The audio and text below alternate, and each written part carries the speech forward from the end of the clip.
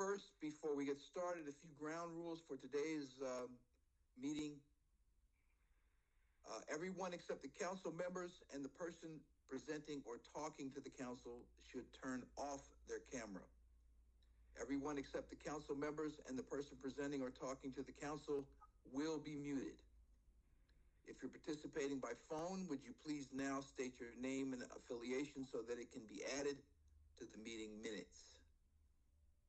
Any public attending this meeting who wishes to provide comments to the council should indicate that they would like to comment using the chat box. HPO staff will be monitoring the chat box and let me know if anyone would like to provide public comment when we get to that part of the agenda. After we see if there are public wishing to express comments via the chat box, we will be asking if anyone participating by phone would like to provide public comment. If you would like to receive a copy of the draft resolution, please use the chat function to request a copy and include your email address. A copy of the draft resolution will be emailed to you. If you are participating by telephone and would like to receive a copy of the draft resolution, please send an email to njhpo@dep.nj.gov requesting a copy, and one will be emailed to you. We have quite a full agenda. I'd like to move that we dispense with the communications and old business at this point and move right to new business, if you don't mind. The first application being Mayo Performing Arts Center, location Morris County, town of Morristown. Project is the Mayo Performing Arts Center expansion. May we hear from staff, please? Mr. Chair, if I may interrupt you for 1 second. Certainly. Just want to remind everybody that if you're not on the council and if you're not presently on staff, please turn your camera off. Thank you. Sorry. Thank you, Sophia. Appreciate it. Jennifer.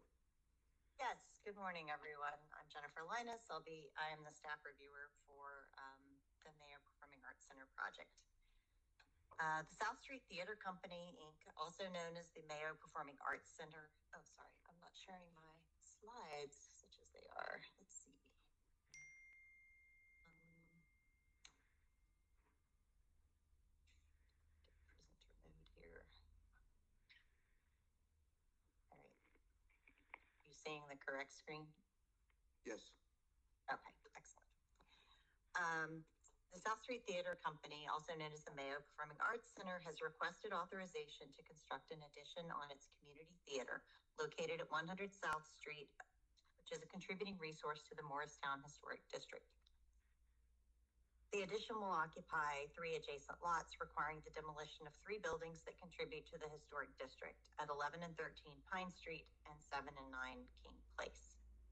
The Historic Preservation Office has determined that the proposed undertaking constitutes an encroachment on the Morristown Historic District because the proposed plans do not meet the Secretary of the Interior standards for the treatment of historic properties. The proposed project will result in demolition of 3 contributing resources to the historic district and will introduce an incompatible element within the district boundaries. The Morristown Historic District was listed on the New Jersey and National Registers of Historic Places in 1976, and its boundaries expanded in 1986. According to the nominations, the Morristown Historic District includes 218 structures encompassing a primarily late 19th century residential area south of South Street and a late 19th, early 20th century commercial strip along South Street. The district is significant under criteria A and C in the areas of communications, education, military, political, religion, philosophy, social, humanitarian, transportation, and architecture. Its period of significance is not clearly stated in the nominations. However, based on the dates of construction of contributing resources, it begins circa 1785 and ends circa 1940. The Community Theater, which is a contributing resource to the Morristown Historic District, was built in 1937. The two-story classical revival style brick building features a central two-story flat-roofed portico with colossal columns. The theater closed in the 1970s and fell into disrepair until 1994, when community volunteers restored the building. The theater has been expanded several times since its reopening. In 2007, the backstage was expanded to create the Pine Street Center, which includes a freight elevator, classrooms, dressing rooms, and administrative offices. In 2012, two pavilions were added on the front facade to provide a box office and additional restrooms. Both additions were undertaken with private funds and therefore were not subject to review under the New Jersey Register of Historic Places Act. The Impact's mission is to present a wide range of programs that entertain, enrich, and educate the diverse population of the Morristown region and enhance the economic vitality of northern New Jersey. According to the application, Impact has served as a gathering place in Morristown for 3 decades, bringing neighbors and friends together to share a connection to the arts while infusing life into the local economy and inspiring children. Impact hosts more than 300 events and education programs each year, including main stage productions and art education classes, as well as performances, meetings, and receptions. The educational programs include Impact's Miracle Project, which is the only theater arts education program in the state that serves children with autism and other specific needs. In order to address growing community demand, Impact proposes a major expansion of its facilities to accommodate a larger performing arts school, more operationally efficient production areas, increased administrative space, and expanded on-site parking. Consistent with this goal, Impact proposes to construct an addition to the community theater. The proposed addition will connect to the Pine Street Center onto 4 adjacent lots that were purchased by Impact in 2017. One of these lots was the site of a contributing building to the historic district, 15 Pine Street, that was damaged by fire circa 2015 and removed by the previous owner. It is currently paid for use as a staff parking lot. The 3 remaining lots contain existing buildings that will be demolished for construction of the addition. 7 to 9 King Place is a 2.5-story frame duplex with a full-width porch and central recessed entry.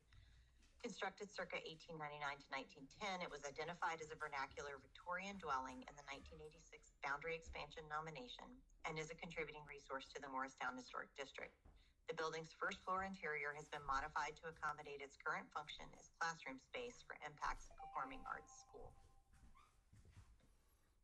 11 Pine Street is a 2.5-story frame building identified in the 1986 boundary expansion nomination as a vernacular Queen Anne style dwelling constructed circa 1895 to 1899. The building has a 1-story brick-faced addition on the facade and has been extensively modified in the interior for commercial use on the first floor and apartments on the second and third floors. Only one of the spaces, an apartment, is currently occupied. 13 Pine Street is a 2.5-story frame building identified in the 1986 boundary expansion nomination as a vernacular Queen Anne style dwelling constructed circa 1895 to 1899. The shed roof porch has been partially enclosed and the interior has been extensively modified for office use. The building is currently used as offices for Impact staff. The proposed 31,000 square foot addition includes a 5-story building addition and a 2-story parking garage.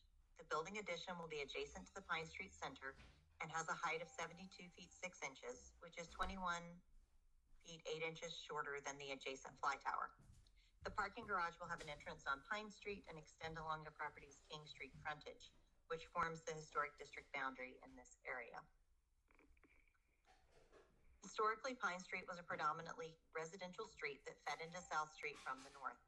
After South Street emerged as Morristown's commercial center in the late 19th century, residential development on the southernmost block of Pine Street gave way to commercial. Today, the buildings on the west side of Pine Street, opposite the theater and proposed addition, are commercial and, with the exception of the 4-story Art Deco style building at the corner of South Street, are 1 to 2 stories in height with varying roof lines, materials, and minimal architectural detail. The proposed Impact addition mirrors these buildings and continues the architectural detailing of the earlier Pine Street Center addition. King Place has also experienced modifications since its early residential development in the 19th century. The The east end of the street is occupied by a parking deck that was constructed as part of the residential expansion of Vale Mansion, and the proposed impact parking deck follows that precedent. The architectural detailing of the impact parking deck follows the design elements of the Pine Street Center with a simplified massing and little ornament, and its design takes advantage of the sloping grade. Impact has undertaken a capital campaign to raise funds for the proposed project.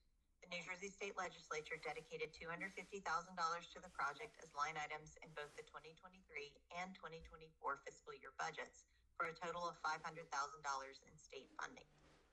To date, Impact has raised an additional $10,836,514 from private individuals and non-governmental entities. A Phase 1A archaeological survey was undertaken for the proposed Impact expansion. The Phase 1A archaeological survey was carried out by Hunter Research, Inc. in September of 2023. Phase 1A archaeological survey for the proposed new addition was undertaken to assess the potential for archaeological resources to be present within the project area. The Phase 1A included background research and pedestrian reconnaissance of the undertaking's area of potential effects. No previously identified archaeological sites are located within the APE. According to the consultant, background research demonstrated that the project site was first settled in the late 18th or early 19th century, and that this settlement was oriented towards South Street, under the footprint of the existing theater building. 5 other houses were built post-1896 on subdivided lots fronting along Pine Street and King Place. Several outbuildings were also identified on early 20th century maps behind these buildings in an area that now consists of a series of level parking lots. Considering later modifications to this area, the consultant concluded that the footprints of these buildings are likely to have been disturbed. The sites of the 5 houses, of which 3 are still standing, are unlikely to provide significant historical archaeological information given their more recent dates of construction and the existence of historical documentation. The consultant recommended no further archaeological consideration in conjunction with the proposed project given the extent of disturbance within the APE and the lack of potentially significant archaeological sites.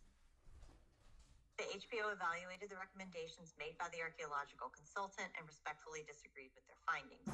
Based on the information provided, the potential still exists for the presence of archaeological resources related to the former buildings and structures located on the property.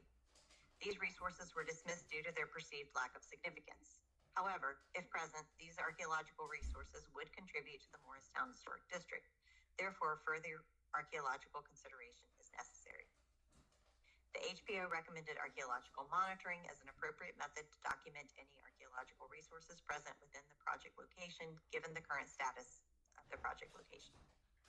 An archaeological monitoring protocol dated January 2024 was prepared by Hunter Research and received at the HPO on January 12, 2024.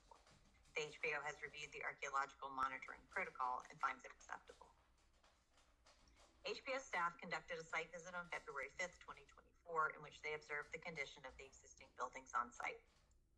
The project does not require permits from the New Jersey Department of Environmental Protection's Division of Land Resource Protection. No federal funding or permits are involved in this project. The demolition of the buildings at 7 to 9 King Place and 11 and 13 Pine Street has been approved by the Town of Morristown Zoning Department.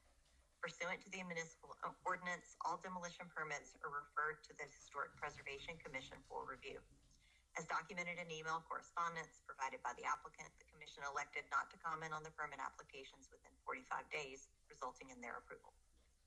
The HPO received a letter of support for the project from Assemblywoman R.K. Dunn on March 22nd, 2024. According to the application, with more than 300 events and educational programs each year, Impact's facilities are pushed to capacity. Main stage productions, art education classes and performances, meetings and receptions all compete for space. As a result, Impact often turns away events, reschedules, or cancels classes, and declines requests from community groups and nonprofits to rent space. This results in lost income, inability to meet demand for education programs, and missed opportunities to grow partnerships with local businesses and nonprofits. A facility expansion and feasibility study was completed in 2018. The study included a needs assessment, market analysis, and assessments of user demand and comparable facilities in the Morristown region.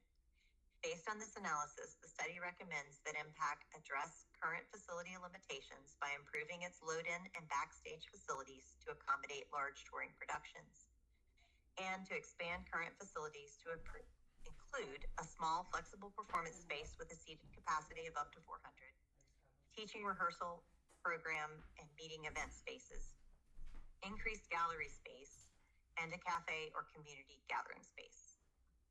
The feasibility study additionally identified parking as a challenge through the town of Morristown and a primary concern related to the proposed project. According to a traffic study prepared by Dynamic Traffic in 2023, the town of Morristown ordinance requires 235 to 485 parking spaces for the 1,469 seats at Impact. At present, parking on the site is limited to a small lot at the intersection of Pine Street and King Place, which is used by staff and volunteers. During events, Impact hires parking attendants to monitor 3 parking lots at the Presbyterian Church across the street, the Verizon offices at 39 Maple Avenue, and the Morristown United Methodist Church just off of the Morristown Green, and to direct patrons to the existing parking lot onto Hart Street. The shuttle service is provided from these lots on show nights. ADA accessible parking is a particular challenge at the site. According to the application, the Morristown Parking Authority has had plans to build a parking garage off Dumont Place, a short walk around the corner from the community theater, prior to the COVID-19 pandemic. Impact had opened negotiations with the authority to lease spaces in the evening for events. However, the authority has since placed the plans on hold indefinitely. Based on the results of the need assessment, the feasibility study recommended a facility expansion to include 350-seat studio theater in public spaces, rehearsal rooms, education space, administration space, and new back-of-house support totaling 31,715 square feet. The study also considered expansion of the exterior spaces around the facility to include Impact staff parking, truck and van parking, and the expansion of the loading dock, totaling 24,000 square feet. The proposed expansion will include 4 major components. Enlarged performing arts school. During Impact's most recent fiscal year, its performing arts school served a total of 809 students, employing 14 arts educators, 12 classroom assistants, and 8 support staff members. The performing arts school is currently located in the house on King Street and in a studio in the Pine Street Center. The existing building limits the school and its number of students they can provide services to, and the existing spaces are not conducive to performing arts education in terms of size and number of spaces. The building also lacks spaces that are specifically designed for the types of visual and performing arts educational programming provided.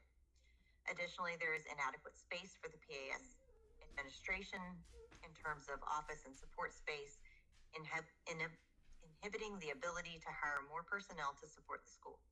The expansion will provide the space needed to accommodate more children, essentially doubling the school's offerings and expanding the schedule from 4 to 6 days per week.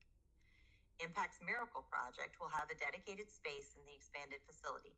Additionally, the building expansion would allow the school to provide educational opportunities not currently covered, including classes in visual arts, instrumental programs, daytime preschool classes, and adult professional enrichment classes. Impact has estimated that within 3 years of completing the expansion, the school will serve 1,900 students, employing 40 teachers, 30 classroom assistants, and 15 support staff. Renovated production areas. Impact has identified a critical need to improve and expand the theater facilities to meet complex production needs. The current loading-unloading facilities are inadequate, making it difficult to present large-scale Broadway productions, large dance ensembles, and popular artists. The expansion would include a large freight elevator and an additional loading bay to accommodate these needs.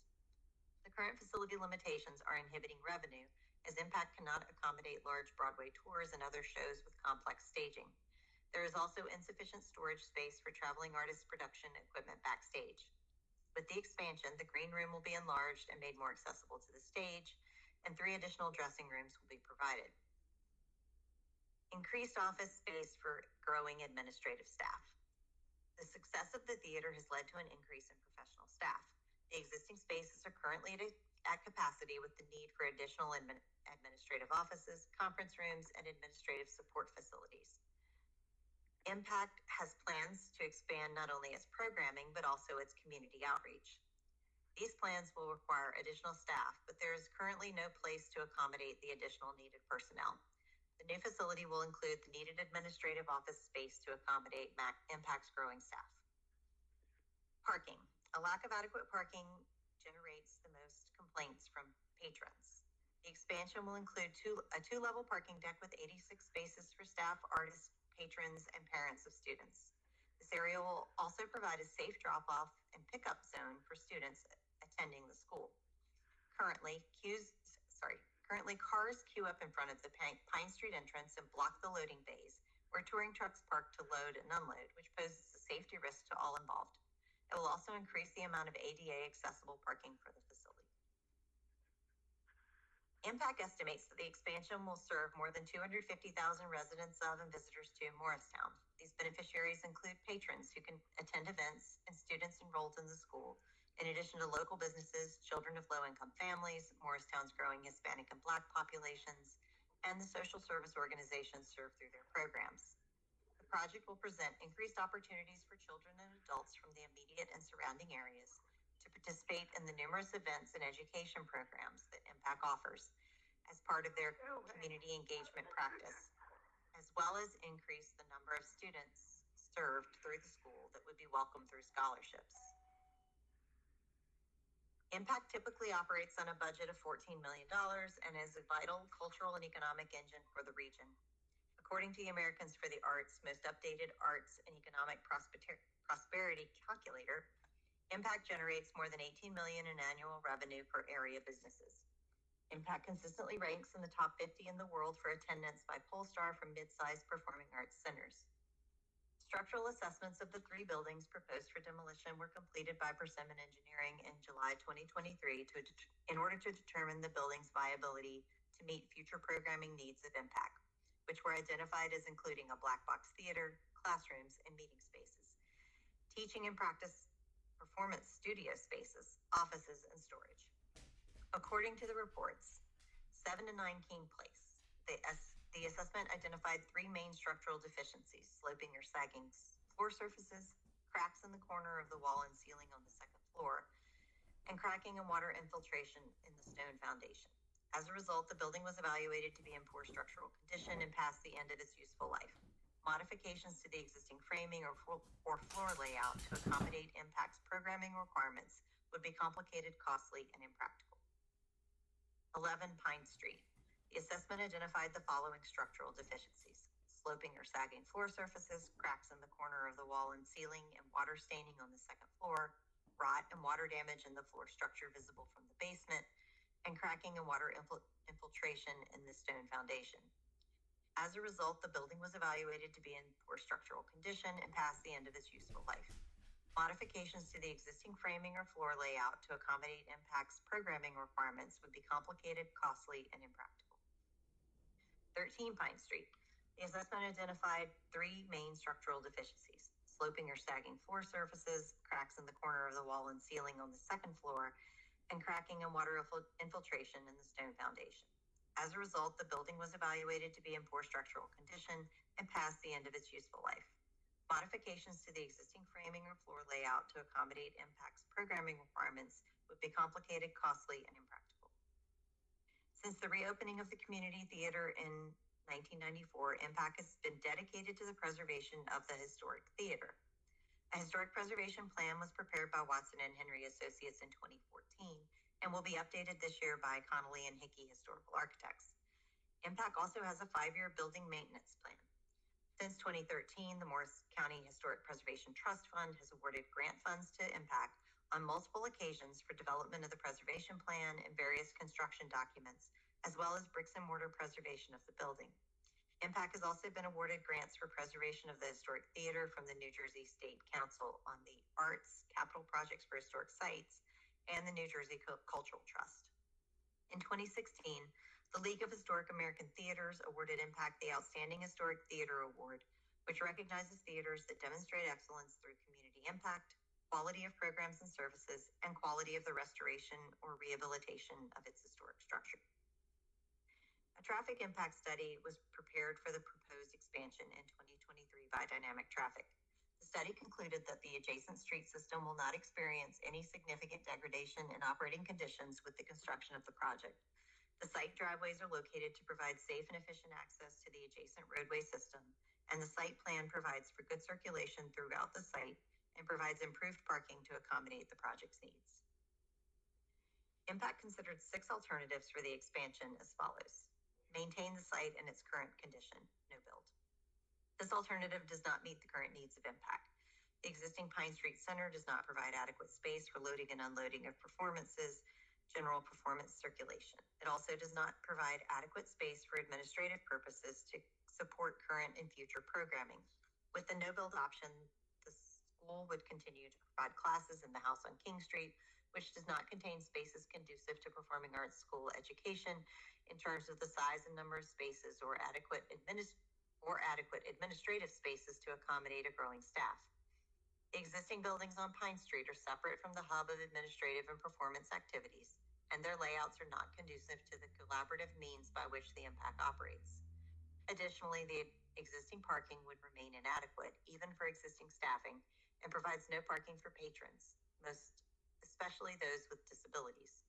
A no-build option would mean that Impact's programming would remain static in a region of rapid growth and would hamper Impact's ability to meet the needs of the community through programming as well as community outreach. Alternative 2, rehabilitation of the existing buildings to the Secretary of the Interior standards for rehabilitation. This alternative would result in the preservation of the 3 houses on the site, but would not meet the current space and programming needs of Impact. This King Street property would have to be expanded and made ADA accessible to serve the needs of the school, and 2 houses on Pine Street would require rehabilitation, including exterior and interior repairs, new HVAC systems, and electrical and life safety upgrades. The alternatives analysis explored the potential use of the New Jersey Historic Property Reinvestment Program and determined that the tax incentives would not provide adequate incentive to rehabilitate the buildings. The estimated cost of the rehabilitation, addition, and barrier-free access upgrades would be between $1,825,000 and $2,600,000, of which $1,050,000 to $1,500,000 may be eligible for tax credits. However, this scenario does not provide the additional loading space required for efficient theater operations and creates 3 separate facilities, resulting in increased operational cost and administrative issues, particularly on production days when it is important that operations be streamlined and efficient to meet the needs of performers and patrons. Alternative 3, rehabilitation of 1 or more of the existing historic buildings for use as offices and or other compatible uses, and construction of a smaller addition to the theater. Under this alternative, the house at 11 Pine Street would be removed to permit the construction of a loading dock. The buildings at 9 King Place and 13 Pine Street would be rehabilitated for use by the school and administrative staff respectively, and the existing theater Pine Street Center would be expanded for only production and a small amount of administrative support without additional parking. This option would provide some of the required additional space to meet both current needs and the planned expansion of programming and community functions, and would potentially lower the addition by a single level and shrink the footprint by 20 to 30%. However, the use of 9 King Place and 13 Pine Street would have the same limitations as the previous alternative, and the reduction in size of the addition would expose the enlarged 3-bay loading dock, making it more prominent in the streetscape. This alternative would not improve on-site parking and would not improve access to the site, particularly for the school and for disabled patrons. The estimated cost of this alternative is $14 million. Alternative 4, construction of a smaller addition comparable in size and scale to the historic district. Under this alternative, the house at 11 Pine Street would be removed to permit the construction of a loading dock. 13 Pine Street and 9 Pine Street King Place would become rental properties after investment into their structural deficiencies and any code issues, including barrier-free access, and the addition would generally remain as currently designed without the new parking deck, but with improved site access and maintaining the existing limited parking. As with the previous alternative, this alternative would address some elements of the project need related to production needs. However, it would require investments into the existing buildings estimated between $350,000 and $500,000 and provision of parking for tenants, which would further limit available parking to Impact staff. Maintenance of the buildings as rentals would be an added operational burden on impact and is inconsistent with its mission to foster arts and culture. This alternative would not improve on-site parking. It would not improve access to the site, particularly for the school and disabled patrons. The estimated cost of this alternative is $20 million. Alternative 5, construction of a new facility on another site outside the historic district. Under this alternative, a new facility would be constructed to address the need for additional administrative space and for the school. The cost analysis for acquiring property and constructing a new building with adequate parking to meet local zoning requirements totaled approximately $12,100,000. This alternative would not address several key aspects of the proposed project, including providing an additional loading bay and additional production support space, dressing rooms, and green room space, and donor community spaces, all of which must remain part of the theater complex. These spaces alone account for more than half of the planned program expansion. Furthermore, the operation of 2 separate facilities would increase administrative and operational costs for impact. Alternative 6, construction of an addition with parking garage, the preferred alternative. As described above, this alternative includes construction of an addition to the theater complex to provide an additional loading bay, production-related spaces, administrative offices, and facilities for the performing arts school. The addition would have no direct physical impacts on the historic section of the community theater and addresses the current deficiencies of the theater complex, including providing access for loading production equipment via tour buses and semi-trucks, additional production storage areas with better and more direct access to the stage, additional performer and stagehand support space, additional and consolidated practice and educational spaces for the school, and additional and expanded development space for entertaining and serving members, donors, and honored guests, which are vital to the sustainability of a nonprofit arts organization. Additional and collaborative space for the administration and board, and additional parking, including barrier-free access spaces. In addition to the above alternatives, Impact also included an earlier design for the addition as part of its application. This design, prepared by KSS Architects in 2019, occupied the entirety of the 4 lots to the lot lines, was 3 stories in height, and provided 120 parking spaces. Impact rejected this design as they felt it overwhelmed the property and neighborhood. In order to mitigate for the encroachment on the Morristown Historic District, Impact proposes the following: photographic documentation of the buildings at 7 and 9 King Place and 11 and 13 Pine Street prior to demolition, implementation of the archaeological monitoring protocol developed by Hunter Research, and installation of interpretive signage regarding the history of the theater and surrounding neighborhood, including historic photos and maps. HPO staff has reviewed the recommendation and recommends approval with the following conditions. Again, the Historic American Building Survey documentation of the buildings to be demolished, review of the final plans and specifications for the project by HPO staff, development of an interpretive display or signage about the community theater and its surrounding neighborhood at the theater, and archaeological monitoring during construction. Does the council have any questions for staff at this time?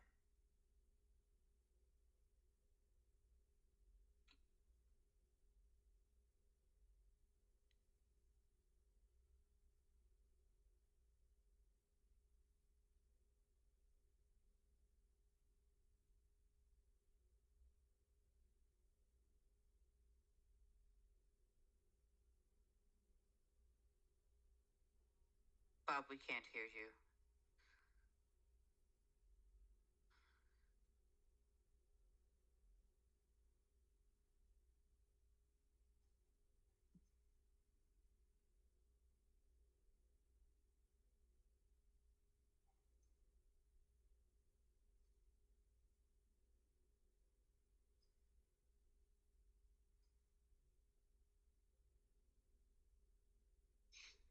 I think that the social capacity of cats has really been underestimated. Can you please put yourself on mute?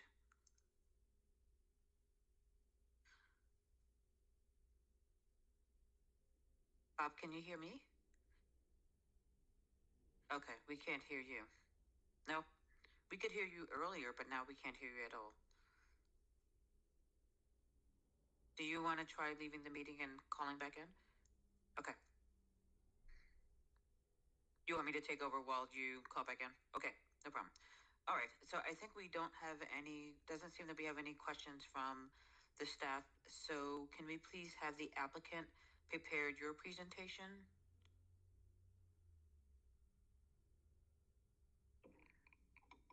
Thank you. Yes, my name is Mary Sue DePaola. I'm the Development Director here at the Mayo Performing Arts Center. On the Zoom today, joining me is Allison Lorena, our President and CEO. Greg Supron is our Chairman of the Board. He's also with us, and also sharing the presentation with me today is Jeff Rodding, our architect of Rodding and Associates. I do have a PowerPoint to share if you're able to. Yes, I think you start sharing, and then staff will, I think you just have to request control. Yes. If I'm not mistaken. Very nice. Okay, can you see that? Nope, not yet. Not yet. Okay, going to get some assistance in here. So, is your presentation open? Oh, here we go. Okay. Yep. You need to share your screen. Yes. Okay. All right, and if you hold on for 1 second. Chair Preston, are you able to hear me now? Yes, the volume is just very low.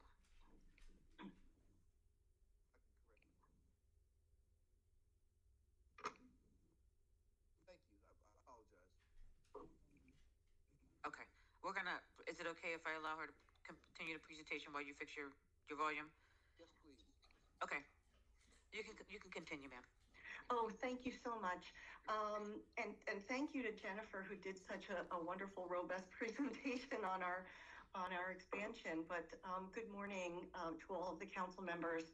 And thank you for the opportunity to present the Mayo Performing Arts Center's application for the demolition of the 3 existing buildings adjacent to the facility, essential to begin a much needed building expansion project. So here, the proposed addition would extend from the Pine Street Center, which was added in 2007 to create the space for our performing arts school classes and essential production facilities. With great support from the community and the wider region, we serve over 200,000 patrons and students annually, and we are growing still. So this is why we need to expand once more. To accomplish this, we are requesting the removal of these 3 buildings, which is critical. We did have, as Jennifer mentioned, MPAC began its due diligence really for this project in the summer and fall of 2017, when a feasibility study was conducted by Web Management Services and concluded that there was indeed a market for an expanded facility, that this project is aligned with multiple community and regional goals, and that MPAC can play a major role in advancing these efforts. To give you perspective of a clearer picture of where we are, for perspective on the neighboring properties on King Street, you'll see the Vale Mansion condominiums in the background with Jockey Hollow Bar and Kitchen there, and then as well as a house and parking lot across the street. And then on Pine Street, there's a row of commercial properties directly across from where the expansion is planned. So this expansion would, again, enlarge the existing performing arts school, renovate production areas to accommodate today's touring artists and the larger sets that they bring along with them, and Broadway tours, which are bigger than ever now, increase the administrative administrative space to house a growing staff and create a 2-level parking deck that also enables a safe drop-off and pickup for our performing arts school students.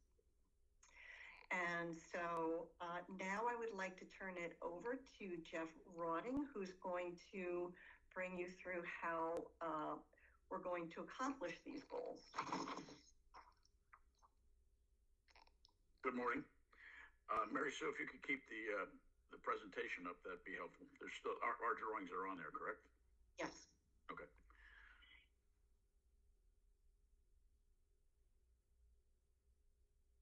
They should still be on there. Okay. Can everybody see it? Yes, we can see this. Yes. Okay. I don't think I can. Can you see it? She's showing your drawing A1. Okay. Let me, oh, here it is. Okay. Site plan. Yep. Thank you. Or basic plan, Rather than, and Jennifer did a fantastic job walking you through the whole entire project program here. So I'll be a little bit brief in my presentation, only to explain the architecture. Right now, I'm going to go primarily to the exterior elevation. So let me see if I can. I don't know whether I have control of this, but I probably don't. Mary Sue, could you scroll down to the elevations? Next one, yeah, that'd be good. Sorry. That's okay. We can start with this one. Essentially, we are adding only a modest expansion to what is the rear of the building presently. Or on this elevation, it would be the left-hand side. It takes up 40 feet in width and runs the depth of the property as you're looking at it from Pine Street. The area that you see down below with the 2 loading docks on the right are existing. A 3rd loading dock is going to be added on the left-hand side, which will allow us additional accommodations for offloading the productions. And then immediately to the left of that is a gallery entry to the new addition and the existing offices and performing arts school on the rear. There's an expansion of the building in our direction coming at us towards Pine that will straddle the loading dock and further conceal it from view. That is a 4-story addition.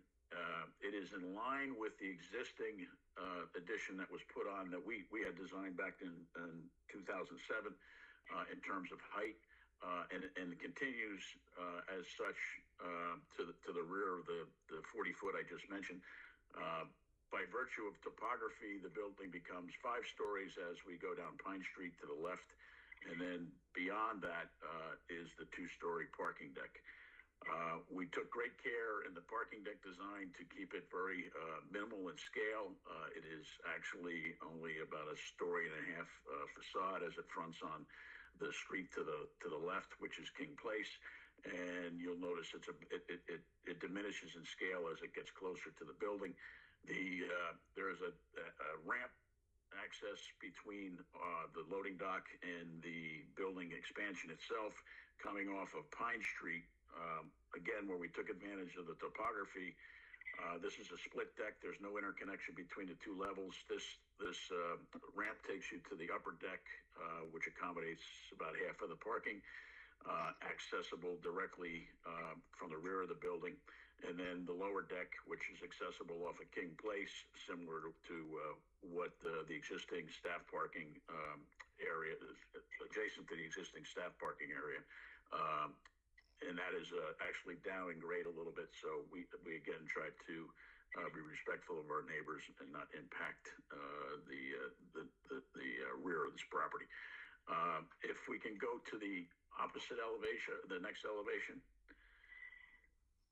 So this is what you would see from the rear. You notice the lower parking deck. That is a good 80 some odd feet. Proud of the addition. I'm sorry, more than that, 120 feet. Proud of the addition. And it is predominantly a brick facade with a curvilinear glass and composite wall off the back. The primary level off The upper parking deck will take you into backstage area and offloading area associated with the loading dock. The next level up is essentially performing space, green room, so some VIP spaces within there as well, a starlight room, and a entertainment room for the VIPs, and some dressing rooms. And then the next two levels up on the curvilinear wall is a small performance space, able to accommodate about 150 or so. Within a multi-purpose space that will dual as studio when not as use as the performance space. In the top level, left and right of that area is an expansion of what was the administrative offices that was mentioned in previous testimony. The materials on the back again will be seamless glass, along with aluminum composite panels and brick and composite material to match the materials that are on the building addition that we had done back in 2007. If you can flip to the next elevation, Mary Sue. So this is the elevation that you would see from the Vale Mansion side, which is our immediate neighbor to the right of the property if you're looking at it from South Street. The fly tower, the theater is shown on the left-hand side. And as was mentioned in Jennifer's comments, it's about 21 plus feet above the existing building that we had done in 2007.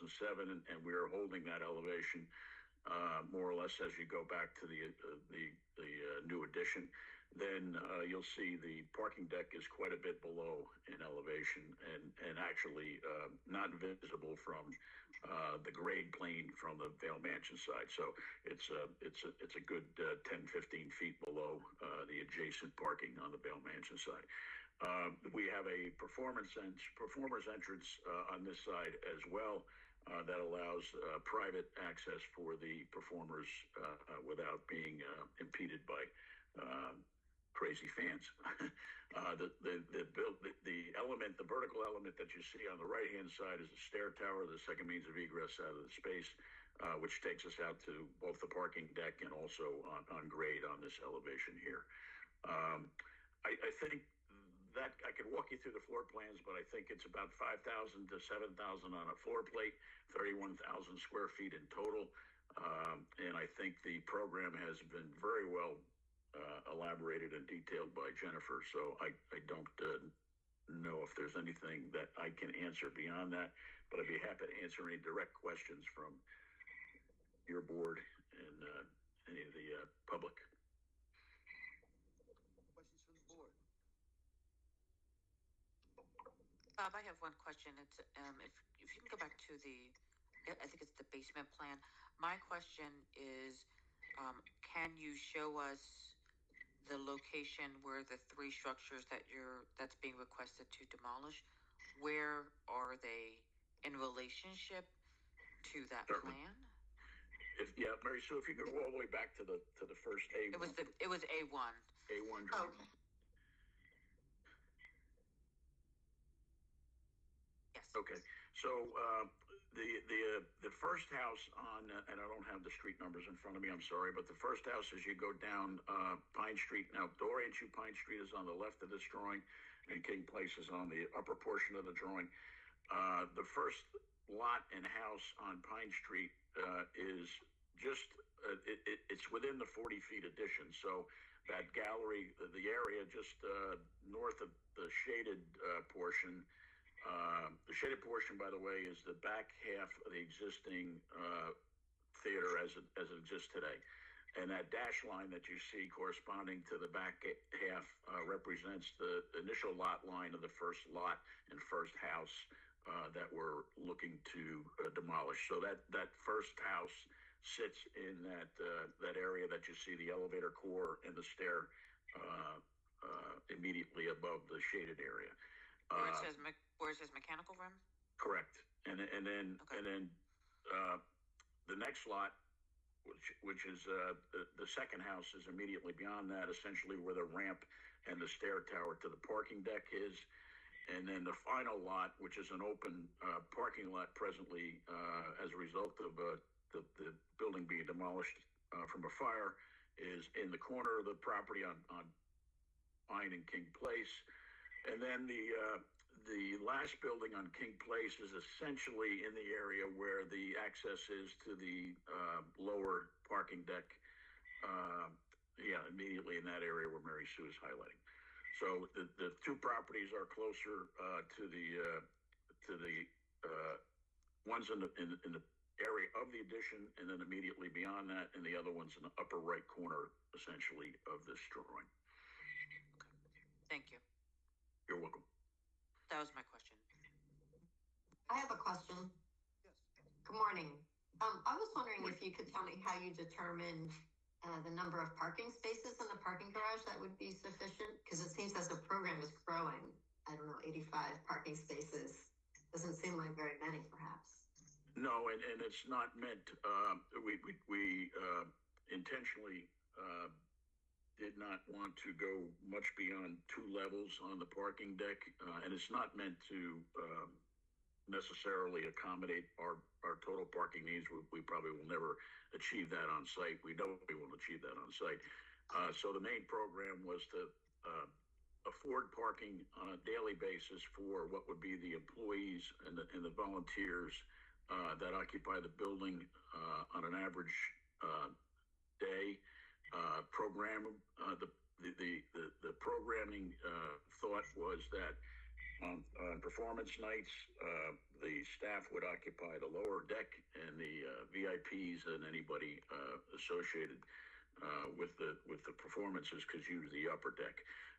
There is a lot of parking still available. The theater is not going to abandon the relationships they have with the adjacent parking lots. So that was going to remain in place.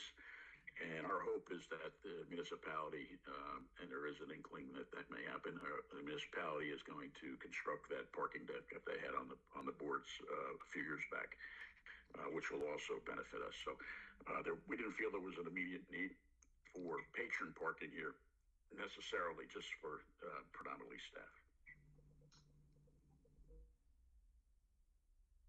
That's your question?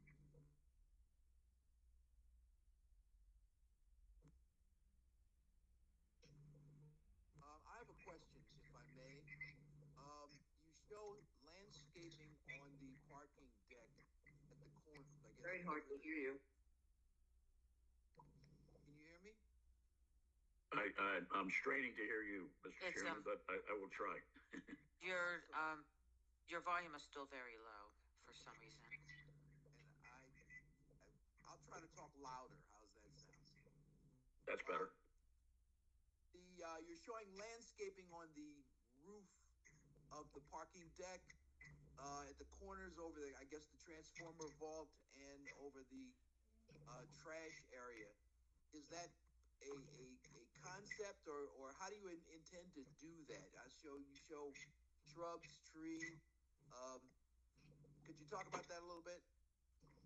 Yeah, we're planning on an integral planter box up there to allow for some greenery. With the Morristown has an ordinance that requires approximately 25% of this deck to have some type of shading and landscaping.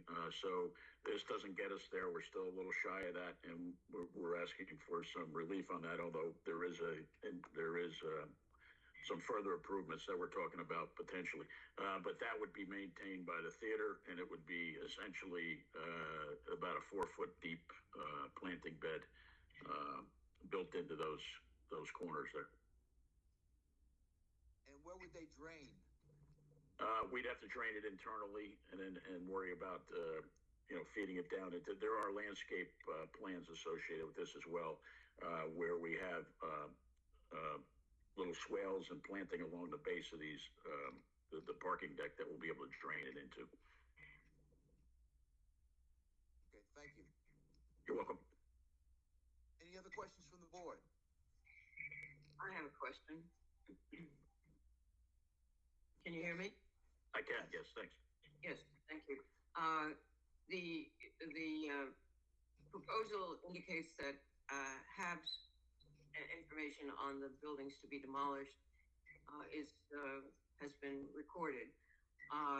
Is that going to be readily available to the patrons of the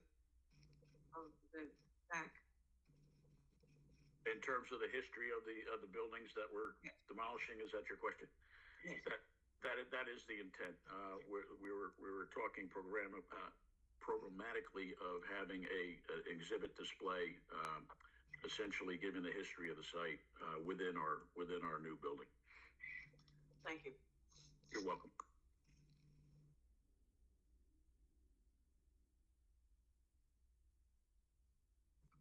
Any other questions from the board?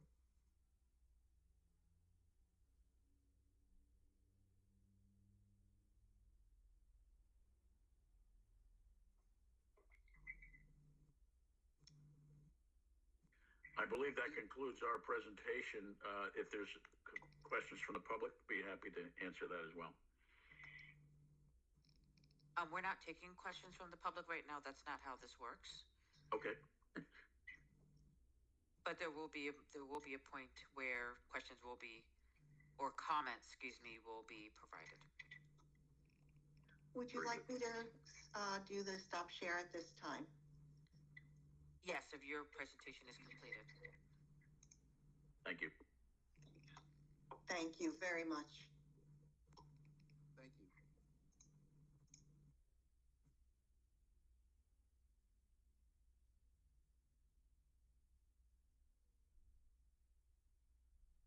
Comments?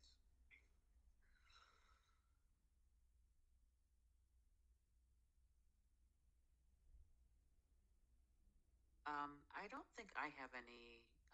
I don't think I have any direct comments.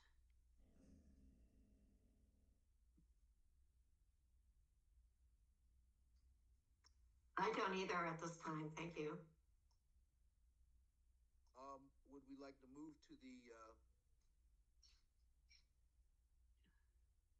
Review the resolution? yes, thank you. Oh, wait, no, we can't do that yet. We have to do public comment first. Okay. Do you have any in the chat room? I don't see any requests in the chat to provide public comment. Wonderful. Then we can close public comment at this point and move to the resolution. I will move to review the resolution. I second. Those in favor, signify by saying aye. Aye. Do we have to Aye. review it? Wait, oh, we're not gonna review the That's resolution? That's to review it. Yes, yes, yes, yes, we are. Oh, okay, yes. Yes. Thank you.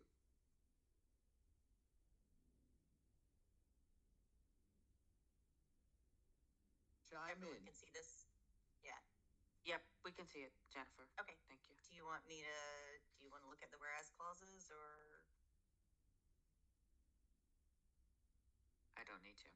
I don't need to either. Okay. The first two are just descriptions from the nomination. That's. Start with 3.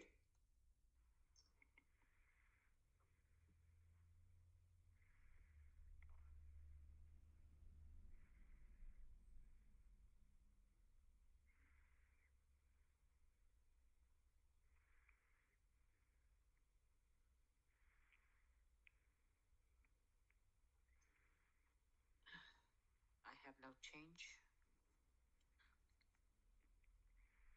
Sorry, I don't know how quickly to move, so just kind of prod me along here. I found these sections to all be very comprehensive, and and I can't think of anything that was added during the presentation. Perhaps others do.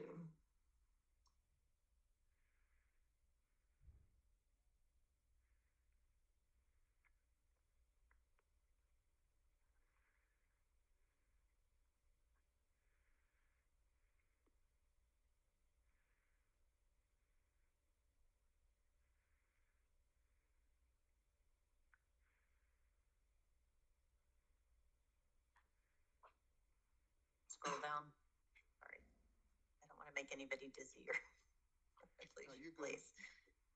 Okay.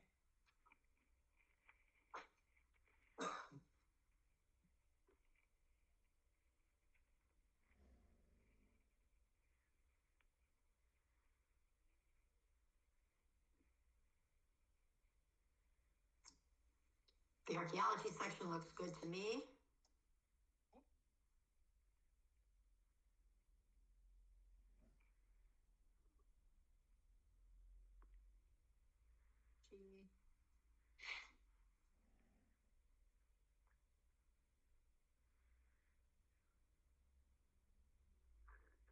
Go to public benefits.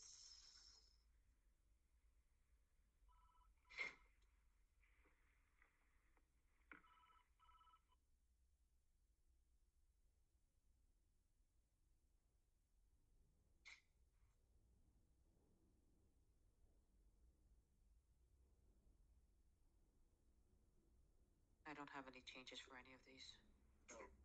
I think all of this is pretty well laid out. I also don't think we received any additional information that was different from what was shared in the presentation. Right, I would agree with that.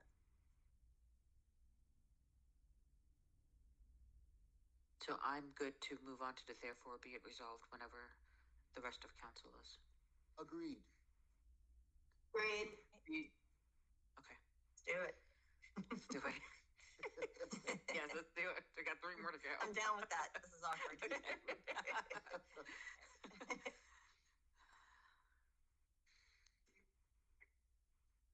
So the first one is the standard language we always use for the HABs documentation. HABs like.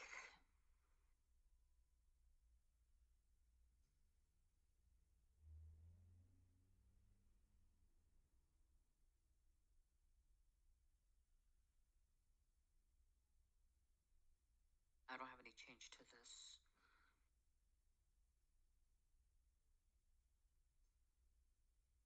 And let's go back.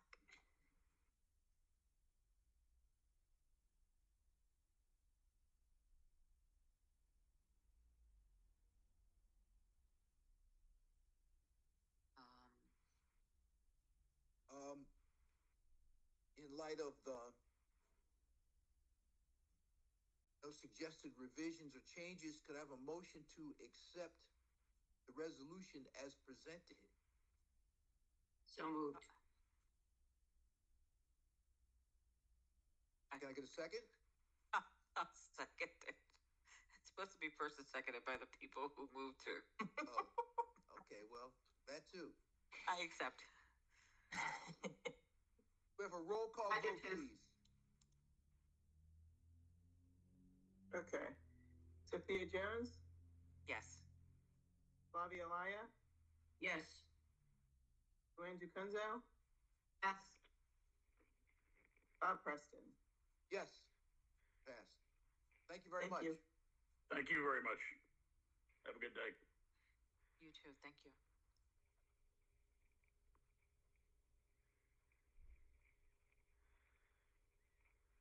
Keep this moving right along. The second application, Blue Acres, New Jersey Department of Environmental Protection. Oh, I should add that that is a recommendation to the commissioner, who will make the ultimate decision on that application. I'm sorry. The second applicant today, Blue Acres, New Jersey Department of Environmental Protection, Lambertville Historic District, acquisition and demolition of 277 North Union Street. Scott. Good morning, ma'am. Good morning.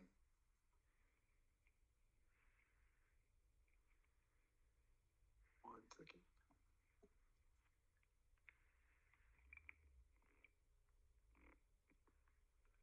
Are you able to see my presentation? Yes. Okay, great. Good morning. My name is Scott Gerlica, a program specialist trainee and above ground reviewer for this project at the HPO. The Department of Environmental Protection's Blue Acres program, hereafter Blue Acres, has requested authorization to acquire the property located at 277 North Union Street, Block 1005, Lot 1, demolish the dwelling built upon it, remove and cap all utilities at the street, and deed restrict the property for preservation as publicly accessible open space in perpetuity. The subject property is a contributing resource to the Lambertville Historic District. The Historic Preservation Office, hereafter HPO, determined that the proposed undertaking constitutes an encroachment on the Lambertville Historic District because the proposed undertaking does not meet the Secretary of the Interior standards for the treatment of historic properties. The proposed project will result in demolition of a contributing resource to the Historic District.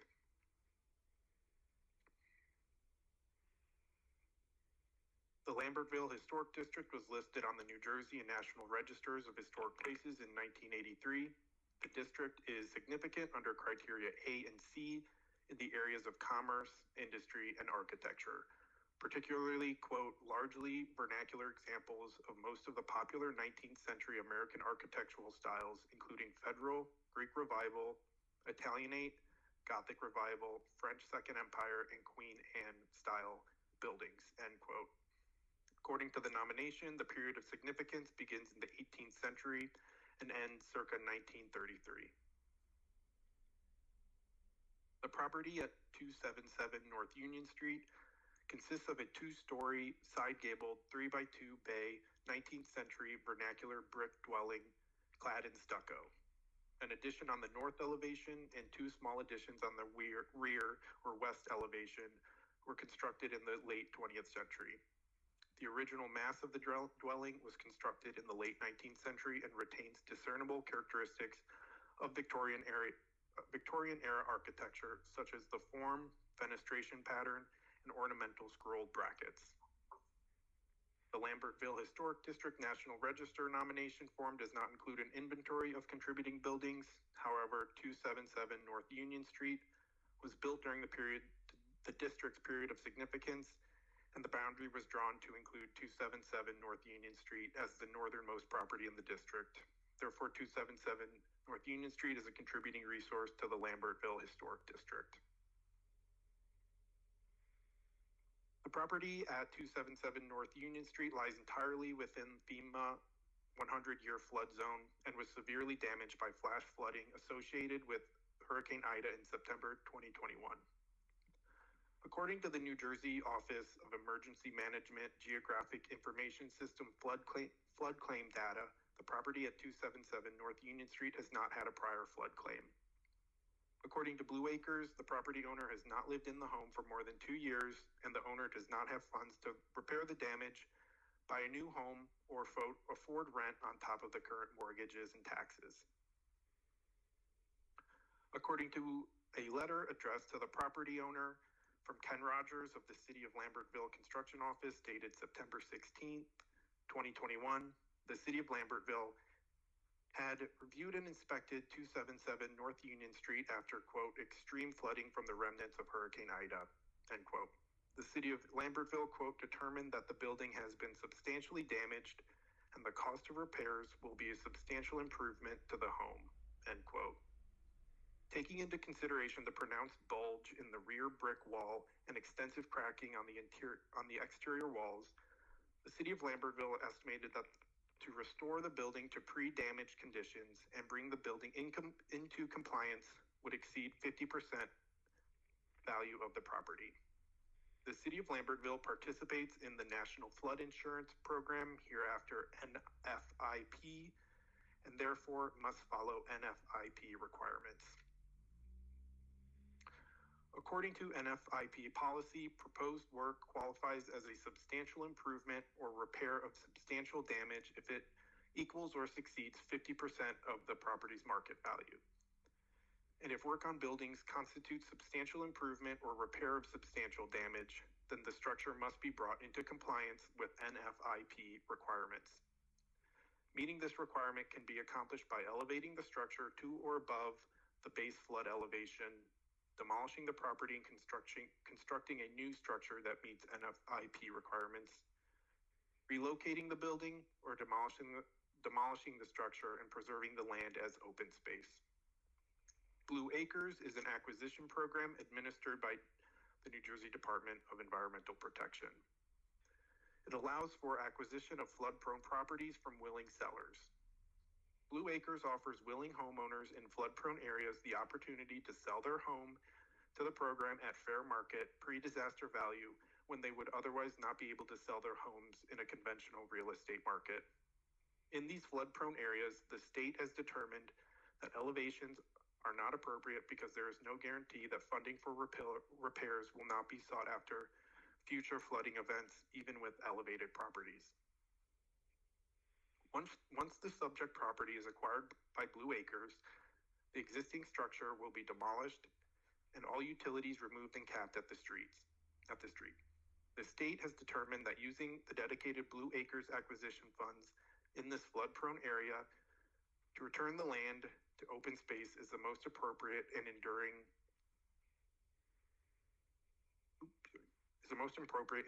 application of these funds. Blue Acres proposes the empty lot to be deed restricted in perpetuity for preservation as publicly accessible open space. Blue Acres will stabilize, bill, and seed the property after demolition. The City of Lambertville will obtain custodial jurisdiction of the resulting open space and maintain the property on the state's behalf. Any work beyond stabilizing the property will be reviewed and approved by the HPO.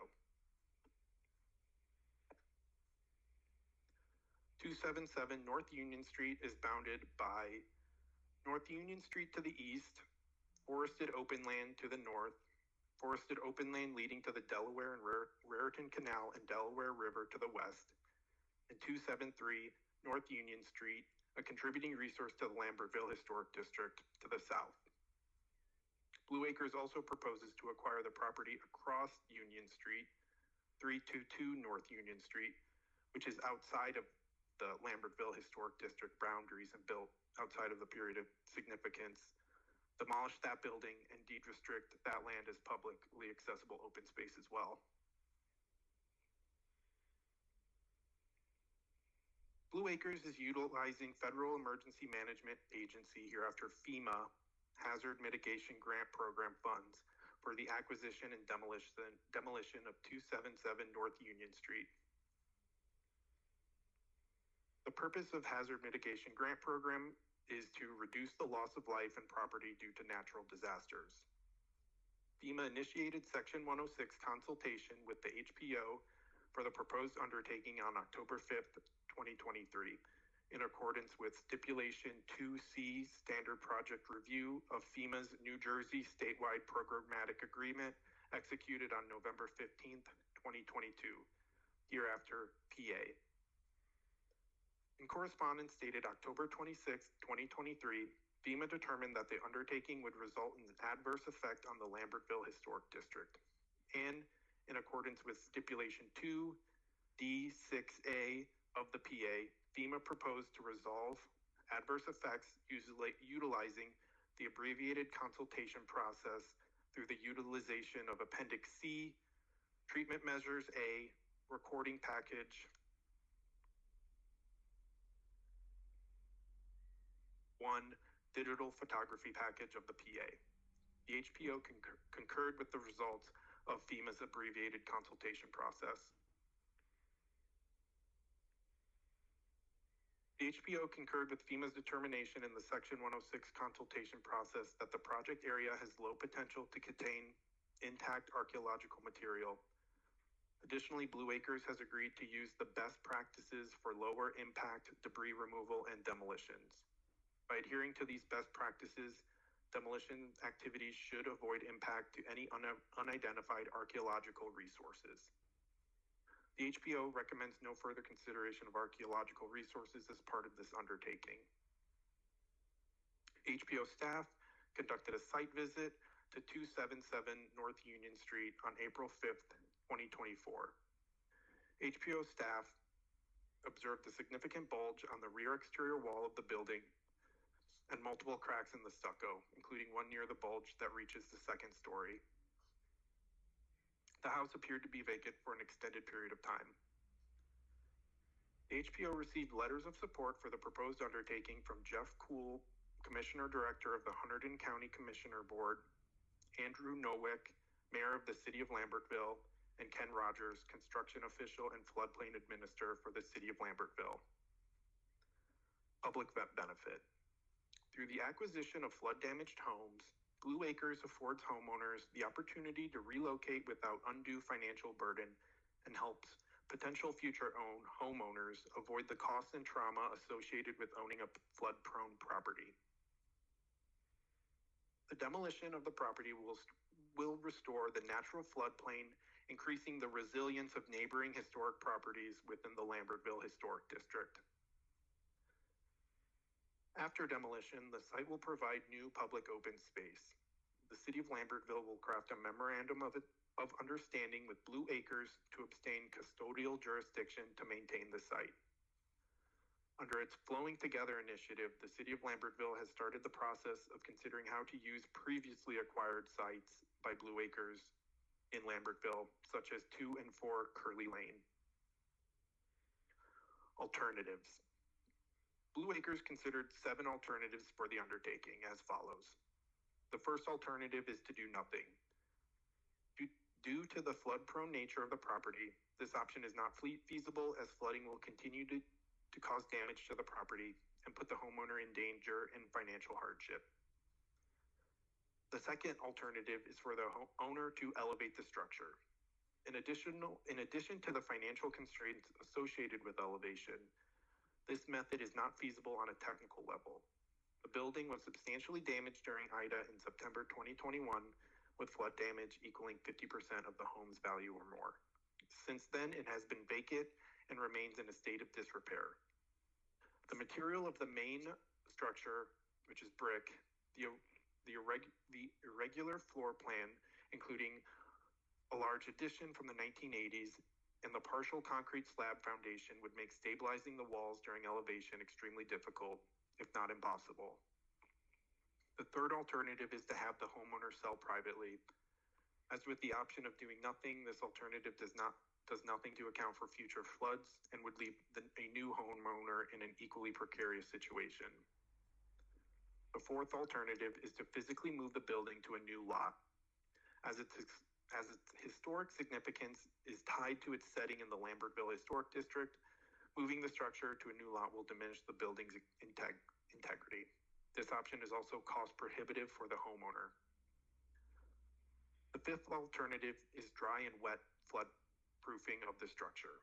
Dry floodproofing is inadvisable since flooding historically surpasses the foundation.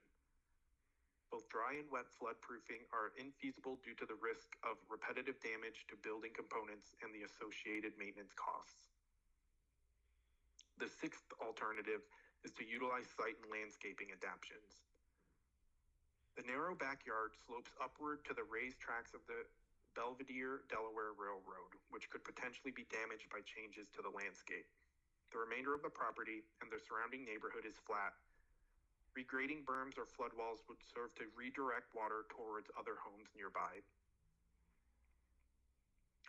The final alternative is the acquisition and demolition of the property at 277 North Union Street by Blue Acres, which is the preferred alternative. As described above, this alternative involves Blue Acres acquiring the property, demolishing the dwelling, and deed restricting the lot as publicly accessible open space. Mitigation.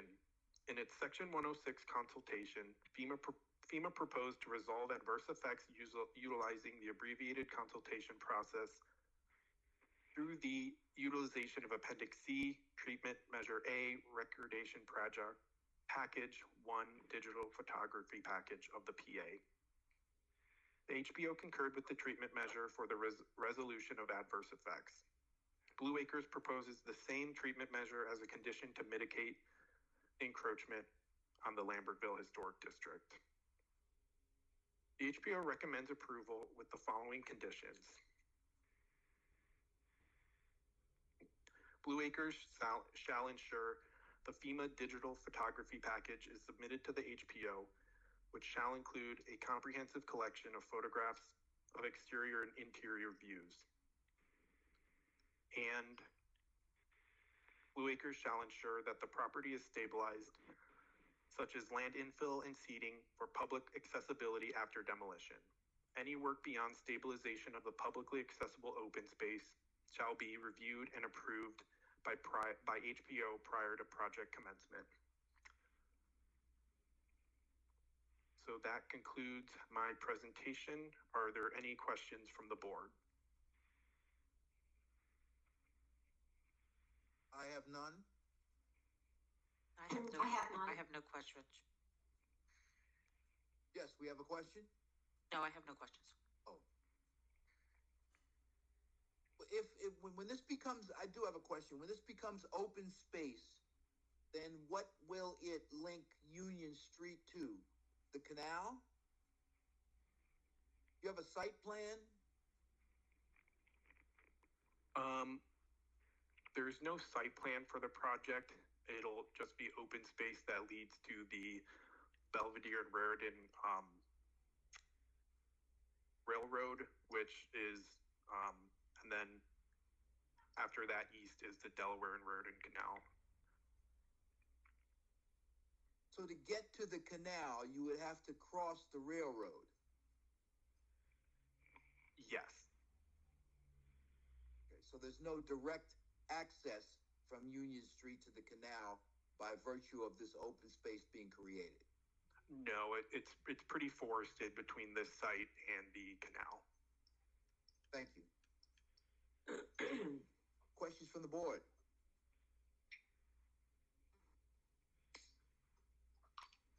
Just have one quick question, and maybe I missed it. If so, I apologize. Who will then be responsible for maintaining that open space? The conditions of it, you know. The city of Lambertville is planning to sign a memorandum of understanding with the state to maintain the open space on the state's behalf. Has the state done that in other cases in Lambertville before? Do you have in other words, do you have a history of a good level of maintenance by the city of these open spaces? There have been other Blue Acres acquisitions in Lambertville. The one I know of is 2 and 4 Curly Lane.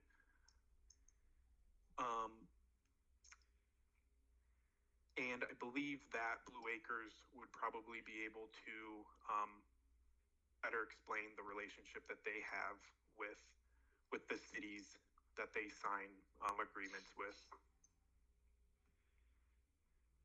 That is true. We should maybe let the applicant actually do their presentation. Yes. Can we hear from the applicant, please? Thank you, Scott, for that introduction. Give me one moment. It's like we can't share my screen. Choose. Your audio is not coming through clear. Oh, okay.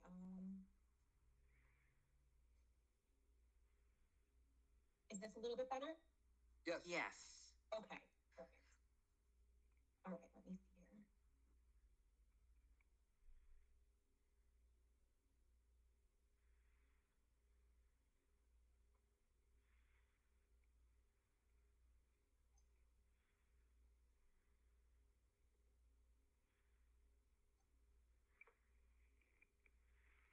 Okay, can everyone see my screen? Yes. Okay, perfect. So again, I just want to say thank you very much, Scott, for that introduction. My name is Maggie Sager. I'm joined today by my supervisor, Courtney Waldwick-Kopp. Your audio is actually going out now. It's like going in and out. Now we can't hear you. Give me one moment.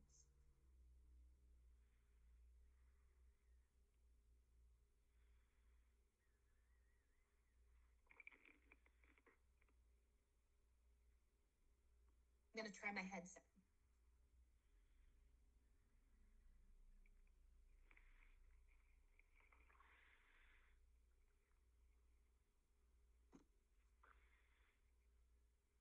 this a little bit better? Can you hear me better now?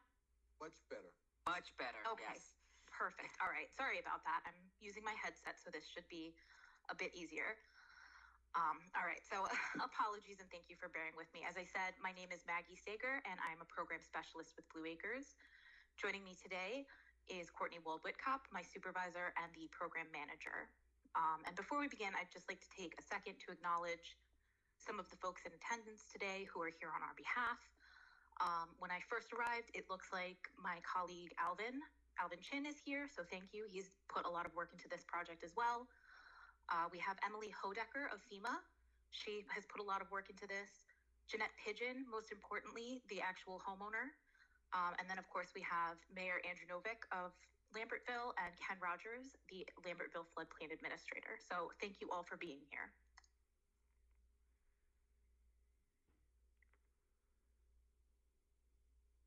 All right. So Scott actually gave us a pretty good introduction, but just to sort of follow up on that, Blue Acres is a voluntary buyout program, and we work only with willing homeowners to get New Jersey families out of flood-prone and flood-damaged homes. Once we acquire a property, as he mentioned, it's deed restricted in perpetuity. It can be used as natural flood storage or as public open space. And as we get towards the end of this presentation, I'm actually going to take a little bit more time and delve into more detail about what happens post-acquisition. Again, Scott took some time to tell you guys about 277 North Union Street. It is a part of the Lambertville Historic District. It was actually mapped in 1979 by the Lambertville Historic District as a historic site survey. And I'd like to take a moment to point out on the left-hand side of the screen, we have a piece of that original map. So in red at the very far left, I outlined the property in question. And you'll notice that there is actually a color code going on here. 277 is not color coded because even in 1979, this site was not considered to be architecturally significant on its own. Now, the current owner, Ms. Pigeon, has been in ownership of this property since last year. She actually inherited, unfortunately, after her mother's death, but her parents had owned this home since 1977. So they actually bought this before its inclusion in the historic district. The structure was originally built in 1890, and as shown, it's at the far end of the district. At the time, the large addition in the 1980s, however, that Scott mentioned, actually changed the look of the original facade. So in addition to being not considered architecturally significant as a standalone, that was before that addition even went on. Oh, sorry. Another thing to mention is the flood history of this area. So following Hurricane Lee in 2011, John Miller, who is a resident of Lambertville, he's also a professional water resources engineer and co-founder of the New Jersey Association for Floodplain Management. He took the time to look into the past flood history, and he was actually able to find all of the major flooding incidents recorded since 1839. So I actually took the time and I highlighted some of these from the past 30 years. So again, his list was from 2011 and prior, but if we look at 2021, when Hurricane Ida came through, that coupled with the previous 30 years worth of data, there have been 10 distinct events that have caused significant flooding in Lambertville. Again, Scott mentioned the damages. So in 2021, post-Ida, Ken Rogers, who is again the Lambertville Floodplain Administrator, actually went out and he took a tour of the house and he made the authorization of substantial damage, meaning that the damage estimates were about 50% of the assessed structural value. So for that year, that would have been over $92,000. And again, the damage was quite substantial. They noticed the bulging in the walls, there were cracks, and additionally, the water had risen to about 5 feet on the first floor alone. So we took some time and we looked at alternatives and we analyzed which would be potentially appropriate and which were just not feasible. I'll take a moment to outline these, and I would like to thank the NJ Historic Preservation Office, specifically Scott and Jennifer, who worked with us closely on this to help us determine which alternatives we should look closely at.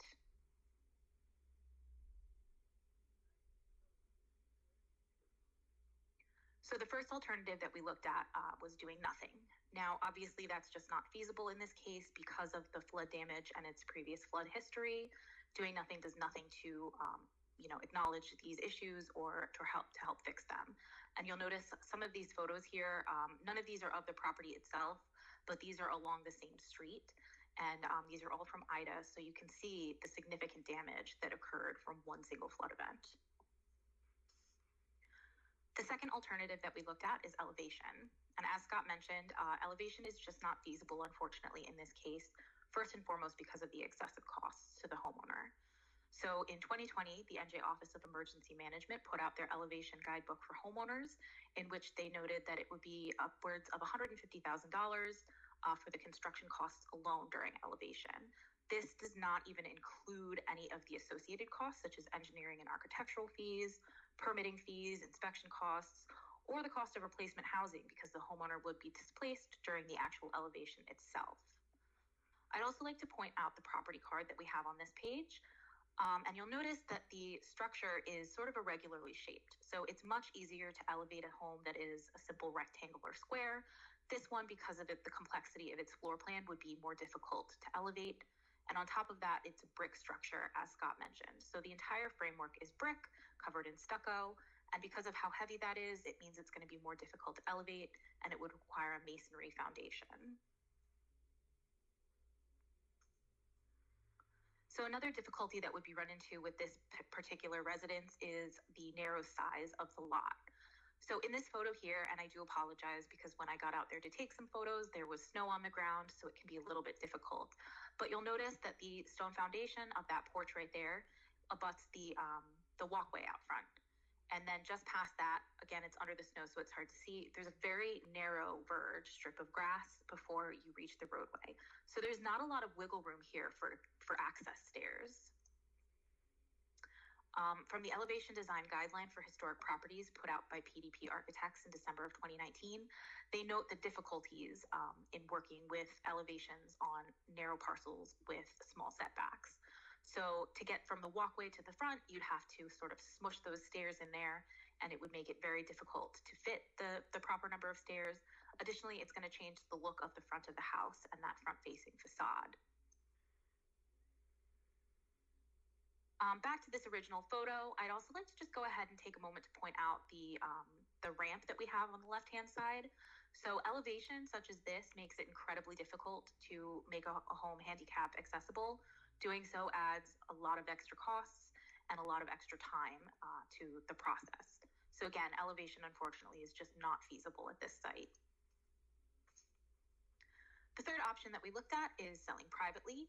Similar to doing nothing, this really doesn't acknowledge any of the flood damage or flood-prone nature of this property. It basically just passes the buck to a new homeowner who is also going to have to deal with this and try to mitigate for flooding. Additionally, the passage of the New Jersey flood disclosure law, it went into effect last month, and that means that homeowners are required by law to disclose any of the information about previous flood history or flood risk at a site. So that's going to impact the ability of the owner to sell for full value. The fourth alternative that we looked at is physically moving the structure. And again, as I mentioned, and we saw on that map, the original structure itself, architecturally, is not considered historically significant. The value of it is tied entirely to its inclusion within the Lambertville Historic District. Removal from the district essentially takes away all of its current value. There are also similar issues to elevation, such as the fact the building condition is detrimental and it would have to be significantly upgraded before it could be picked up and moved. And additionally, it's incredibly expensive. Moving a masonry structure is more difficult and costly than moving a wood structure that weighs less. And there are the fees associated with securing a new lot, obtaining permits for transporting along road surfaces. So it's just a very expensive, a very time-consuming option that is not feasible for the owner. The fifth and sixth options that we looked at together are floodproofing. So there are two different kinds of floodproofing. We have wet floodproofing and dry floodproofing. Wet floodproofing is just essentially opening up the lowest portions of the home and allowing floodwaters to enter and exit the structure at the same rate as the external water levels do. So this option is easier on the building's foundation because it allows lateral forces to remain in balance, puts less stress on the structure. But the problem is you have to abandon everything below the design flood elevation. So as I mentioned, during Ida, this property saw 5 feet of water in the first floor alone. One option with wet floodproofing is to physically raise the elevation of the lowest floor internally. And unfortunately, there's just insufficient ceiling height within this home to do that and raise the floor above design flood elevation. The other option is just to abandon entirely the first floor and basement. And that means that they would have to move all of the living space and all of their appliances up into the second floor. And that would cost 53% of the current usable floor space. So that's a significant drop in usable space. Dry floodproofing, on the other hand, is the option to make the structure entirely watertight. So stone and brick are, first off, very difficult to waterproof just due to the amount of fill that's required.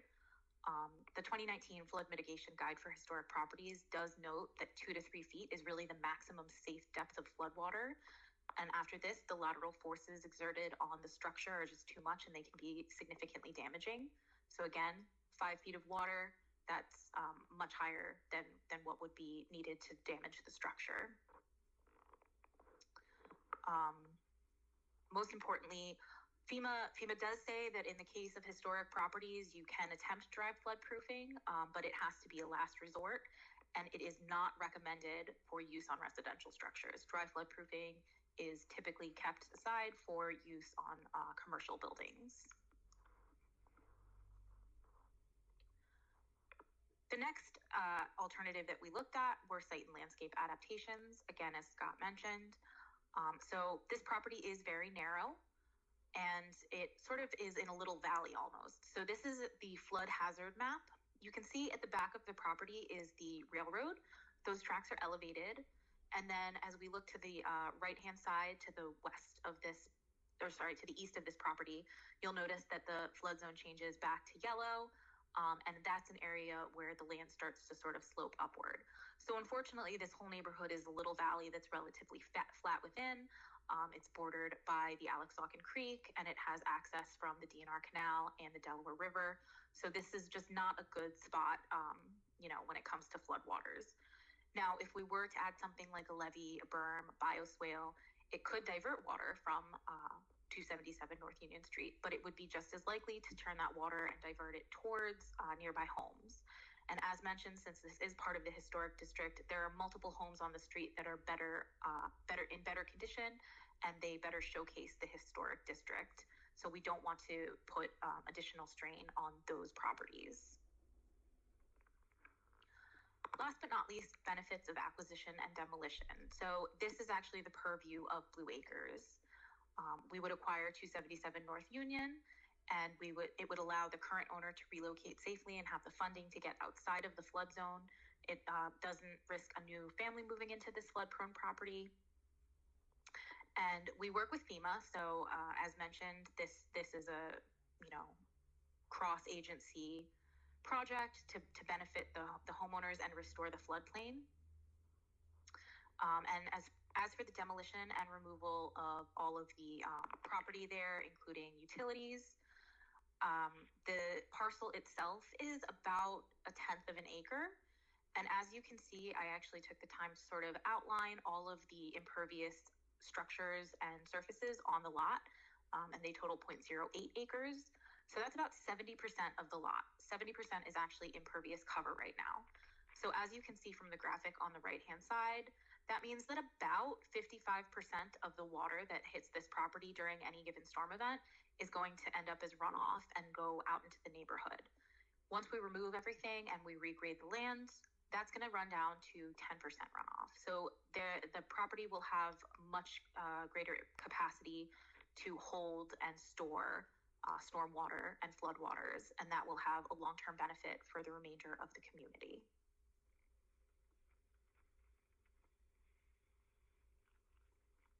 As I said, I'll go into a little bit more information for you guys about post-acquisition land use. Sorry, wait, we did skip one. I apologize. Didn't mean to skip that. So mitigating the historic loss of resources. Scott did go into some detail on this as well. And in concurrence with the Historic Preservation Office, FEMA has already agreed to create that digital photography package with the following scope of work, such as overseeing all work associated. They will submit it for review to HPO, and once approved, HPO will submit copies of the approved digital package and to any interested parties. So it will be made freely available. Scott did also mention the fact that any activities that take place at this land after it is reseeded and regraded will get approval through HPO. Something else that we noticed when we went out to the site are the decorative cornice brackets. So I've taken a picture of those, and those are in the right-hand corner up near the top. They're decorative, and they are unique to this house from the original 1890s structure.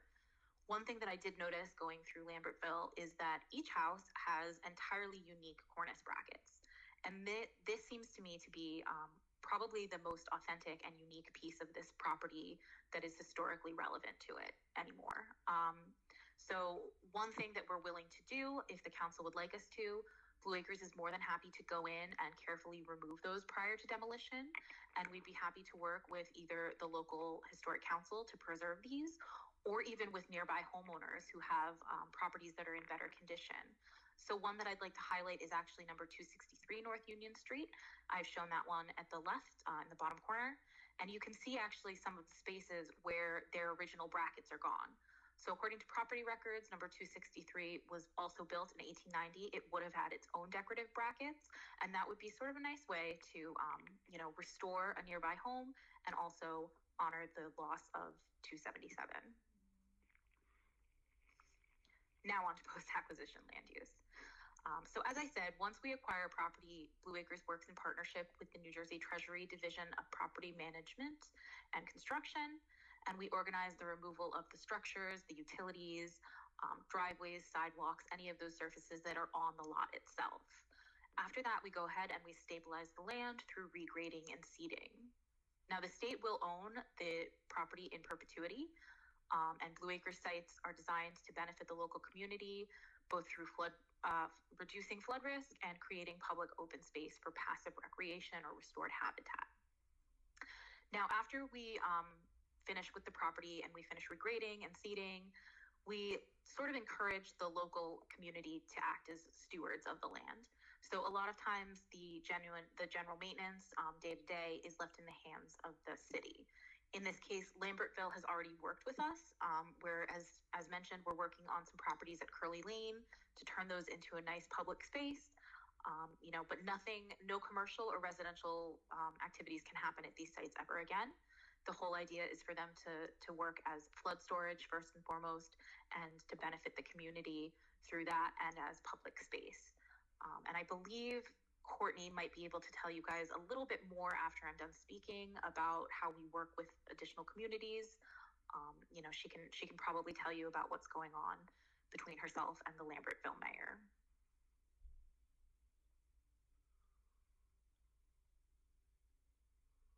So that's the end of my presentation. Thank you guys very much. And I'd like everyone to feel free to ask any questions. Any questions from council of the applicant? Can I just repeat my question to learn a little bit more about your working relationship with Lambertville? And plans, you talk about seeding. Is it going to be seeded, for grass that needs mowing? Is it going to be allowed to regrow as forested, small forested parcels? Just any insight on that you can give would be helpful. Thank you.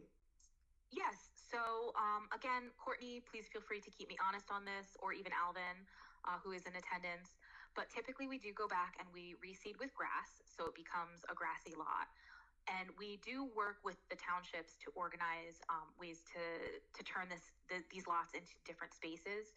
So we do have previous communities that we've worked with, and they've actually turned their lots into fully restored floodplain with native trees, native plants. That is absolutely an option. And as we go forward with our program and as we continue to grow the program, we're definitely looking for additional ways to partner. Right now we're in talks with the New Jersey AmeriCorps Watershed Ambassador Program to see if they would like to do some planting at Blue Acres sites. So we're definitely open to making sure that these sites are as productive as they can be, without causing, the potential for more flooding, which is why we don't put a new residence there. We won't put any commercial structures there. We have regulations against, impervious surfaces, things like that. Yeah, Maggie did a lovely job sort of answering, and I'll take the first part of your question with respect to working with cities like Lambertville. And I have to say they're a fantastic partner. It's a newer relationship for us. So it's not a community that we've worked in prior to Ida, but we have acquired the properties on Curly Lane. I think Scott mentioned those. And the city has also undertaken a very robust sort of resilience planning effort at the local level. So they're very invested in sort of addressing some of these flood prone issues. And so we're committed to kind of working together to make sure that any of these properties that are acquired help with that flood mitigation goal that the city has. As Maggie mentioned, it can initially be graded and kind of just seeded to stabilize things. But certainly if the town wanted to come back and put like a pollinator, plantings on it, or if they want to put some trees to help absorb additional floodwater, or if there's some other kind of local use that makes a lot of sense here in order to kind of enhance that absorption that Maggie highlighted, we are always very much in support of partnering with our local government partners who manage these sites to do that. At the end of the day, that's the goal of the program, right? We're here to help homeowners out, but we're also here to help make these communities more resilient to the increased flood risk that we're all facing. Quick question. Thank you very much. Lambertville is just such a gem, and so I really do appreciate everyone's efforts, both on behalf of the homeowners who are struggling, like Ms. Pigeon, and also just to preserve this city in the midst of these our changing climate. Thank you. Quick question I have is community garden an eligible reuse? Yes, it is. Yeah, most of the time it is. I think, we have some properties that we have acquired that had historic fill caps. So those are places where we'll often, if a community comes to us and says we want to do a community garden, we have to encourage them to do kind of planter gardening there. But this is not a site where that's an issue. So yeah, that could be an opportunity for the community too. Excellent. Any other questions from council?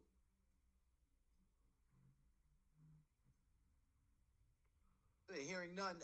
Do we have any questions from the public via the chat? So, Mayor Nowicki would like to address the council? Yes. Good afternoon, everyone. Thank you. Good afternoon. I appreciate everyone's time and the comprehensive evaluation of this potential project. As Scott noted, the county commissioners, the city council, and I, as well as the construction office, have all sent letters of support for the acquisition and demolition of the 277 North Union. Just a couple of words to follow up on some comments that Blue Acres made. Luann, we absolutely will take great care of the sites. One of the things I'll do after I finish my comment here is I'll drop in a link to Flowing Together, which was a grant that we received after Ida. It's a 6-site walking tour. The last site on that walking tour is Curly Lane. And it specifically, when you get to site 6, it sort of lists some potential projects that we could do with the Blue Acres acquisitions there. Strong emphasis here in Lambertville on resilience. We're a resilience team. We've received many grants from the state and federal government for green infrastructure, and so we'll take good care of the properties. You can be sure of that. But really, just a note to say thank you to everybody. I realize this is a big undertaking. The HPO has been fantastic, and Blue Acres, amazing partners, and we're looking forward to hopefully closing on both of these properties sometime soon. So that's all I have to say. But again, thanks for your time. Thank you, Mayor.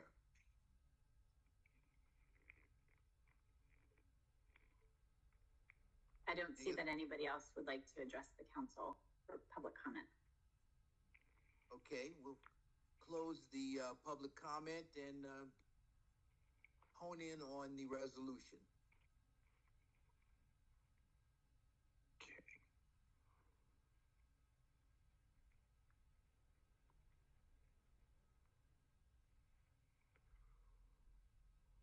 Oh, shoot.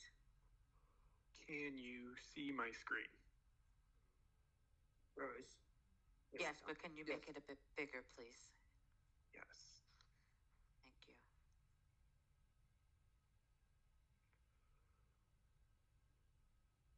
Is that good? Yes. Okay. Would you like to review the whereas clauses? First, we need a first and a second to move to review the resolution. Nope, you're fine. Yes. Flavia makes that motion, and can I get a second, please? I will second. Yep. And a Let third. Luann do it. Took me a minute to find my mic. Okay, so Flavia first, or move Luann second. Thank you. Yes. Yes, proceed. Okay, thank you. Would you like to review the whereas clauses? I'm good. Okay. For the background, one is from the nomination,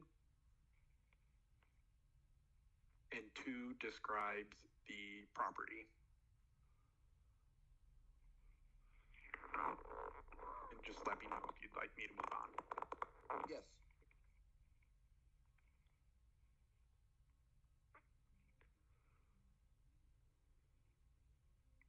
Three describes the known flood history and the history of the home regarding flooding. Okay. Or is a summary of the letter from Ken Rogers from the city of Lambertville describing the substantial improvement and repairs to substantial damage and what that means in accordance with NFIP regulation. Okay. 5 describes Blue Acres, and 6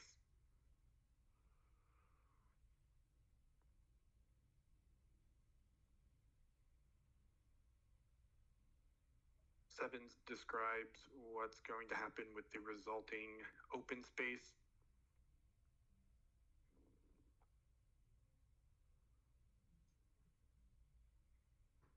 And 8 describes the surrounding environment of 277 North Union Street. Okay.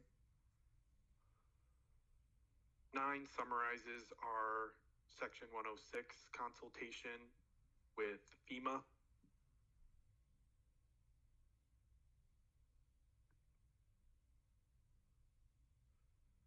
Okay.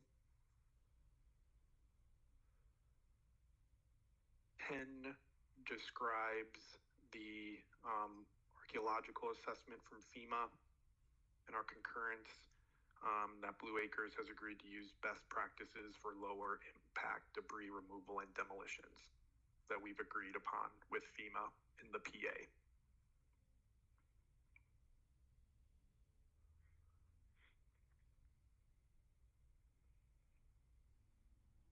Okay. 11 describes our site visit on April 5th, 2024.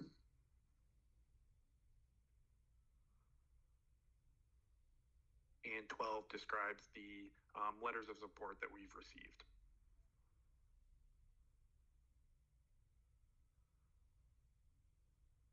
Okay. 13, 14, and 15 describes the public benefit, including relinquishing the financial burden of the homeowner, restoring natural floodplain to increase resilience of the neighboring properties within the historic district, and the new public open space.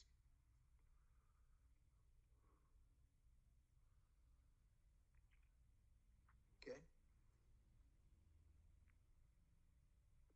16 describes the 7 alternatives for the undertaking that Blue Acres has offered. We're good on that. Then mitigation describes the digital photography package that that is taken directly from our programmatic agreement with FEMA and FEMA's responsibilities, and what shall be included in the digital photography package. It's slightly different than our usual HABS-like language, but in essence it is the same in that we get exterior and interior views showing representative spaces, details, and a site history.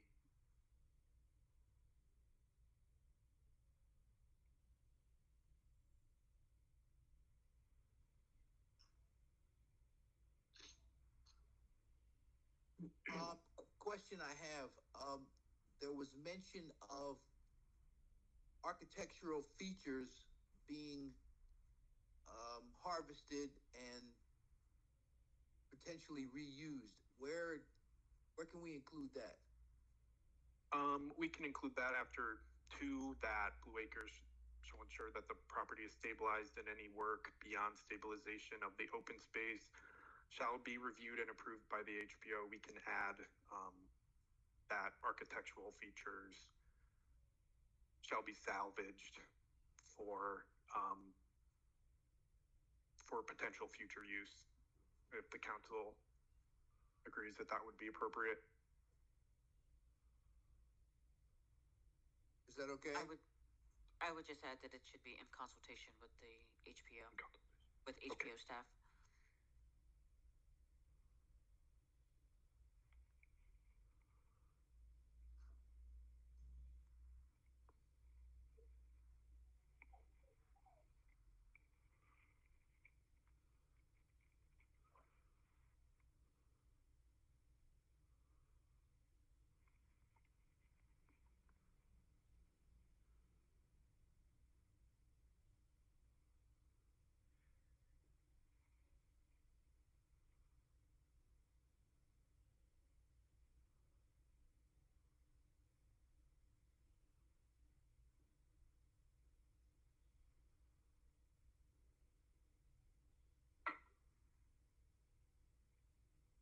Anything to add on the conditions?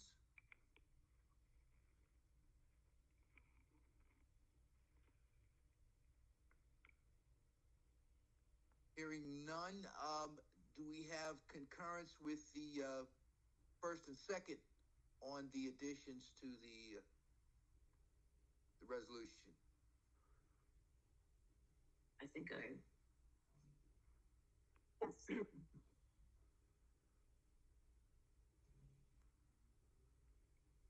Can we have a vote then, if we have no other information? Sophia Jones Bradford, Yes. Bobby Elia, Yes. Luann Giaconzo, Yes. Bob Preston. Yes. Thank you. Thank you from the staff and from DEP. Appreciate the comprehensive nature of this application. And be aware that this approval is subject to the approval of the Assistant Commissioner, who will make the final decision. Thank you very much. And I'd also like to thank you all for bearing with me while I dealt with the issues with my microphone. So much appreciated. Thank you. Thank you.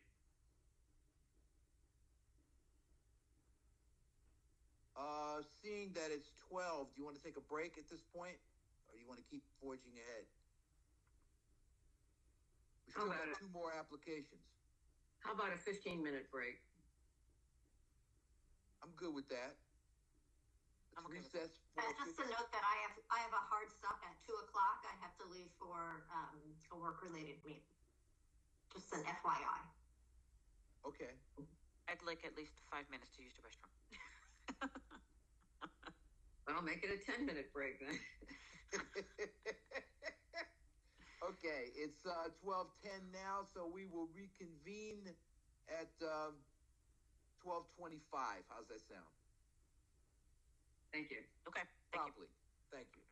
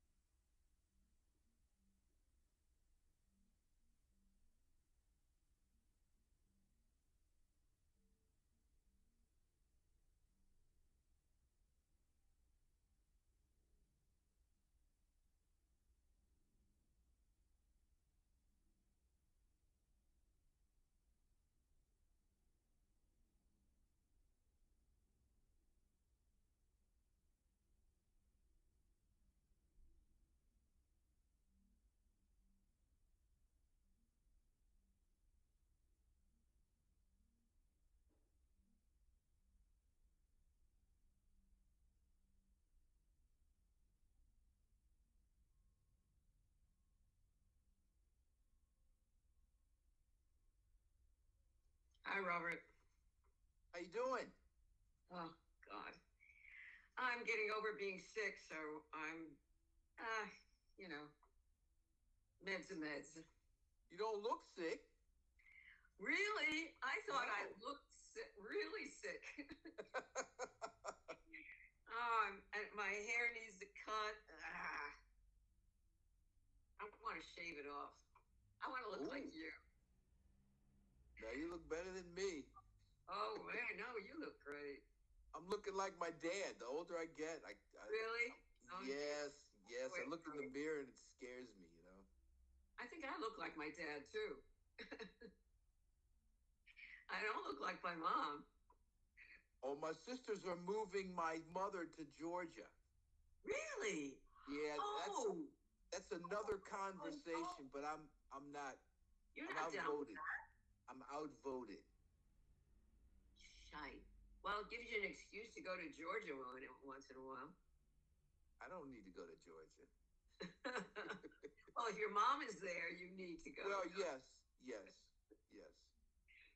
So. Hey, Luann. Long time no see. Are you on? You got your I'm mic on. Yeah. I do now. I'm trying to do 10 things at once here. I'm here. I'm just trying to eat, so I'm not going to turn on my camera until I'm done eating. Yeah, fair enough. I turn mine You got off. a minute. Thank you.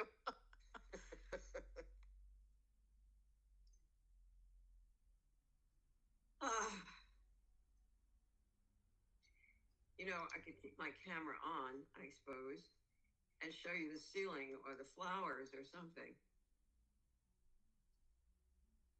Camera won't go back. So you're out at 2, right, Luann? Yeah. All right, we'll try to keep it moving. I think we lose quorum when she leaves. Oh, really? I think so. Correct. You lose quorum when Luann leaves. So we have an hour and a half to do 2. Got to keep it moving. Hopefully we'll be a little less repetitive as we move along. I thought we dispatched those pretty quickly. Yeah. There was no public dissent. Oh, there was hardly any public presence, really, right?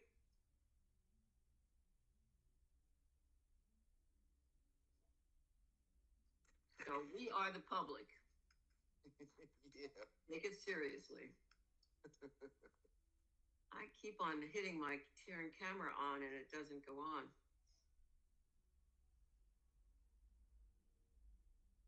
Ah, there she goes. Is my volume low still? You sound better now. I can hear you fine. Oh, okay. I don't know what the deal is here. There's been a lot of volume issues today, so it's fine. Now, was quick question before we get started. The link that I had initially, I guess, was not the correct link because I was sitting there and nothing was happening. Did it change? I do not believe the link changed, but we can investigate that further after the Well, no, meeting. that's okay. I was on well ahead of time, but Understood. by myself. I used the link that's in the document that is sent out. It's where it tells you how to join the call. That's the link I always use on that page. I just click on that. I used the link that was on the agenda. Yeah, then it should have been correct, right?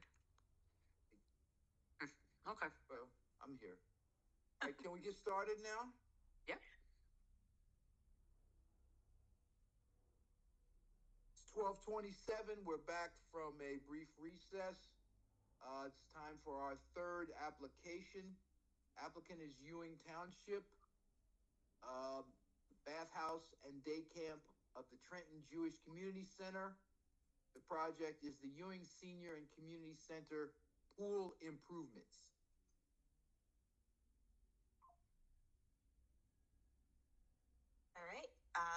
me again. It's Jennifer Hey, Linus Jennifer, for the. all right.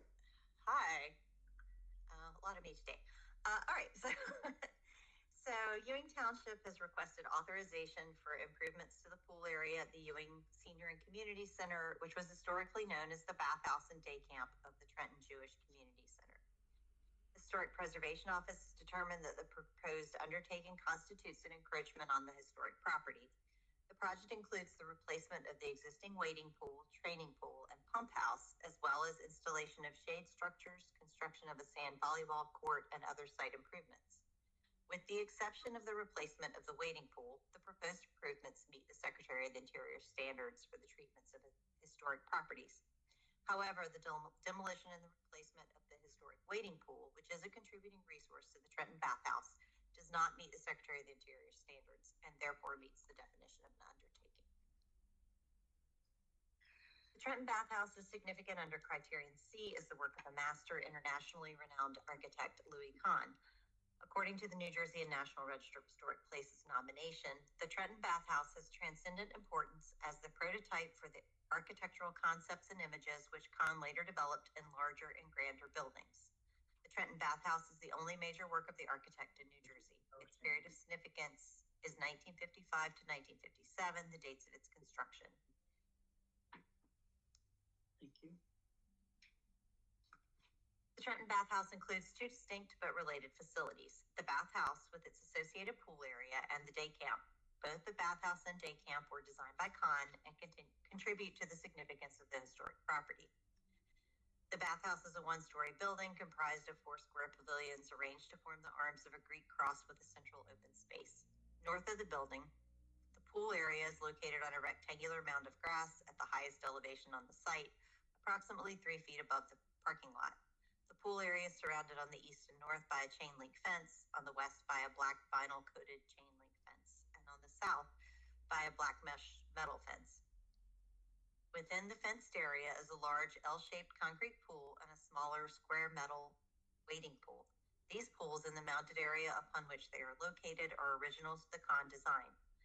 A non-historic training pool and a small concrete block pump house are situated at the north end of the site, parallel to the L-shaped pool and within the fenced area.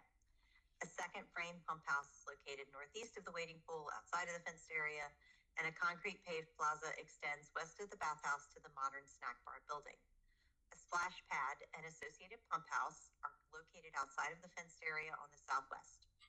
The lap pool, pump house, snack bar, and splash pad are all non-historic resources constructed after the period of significance.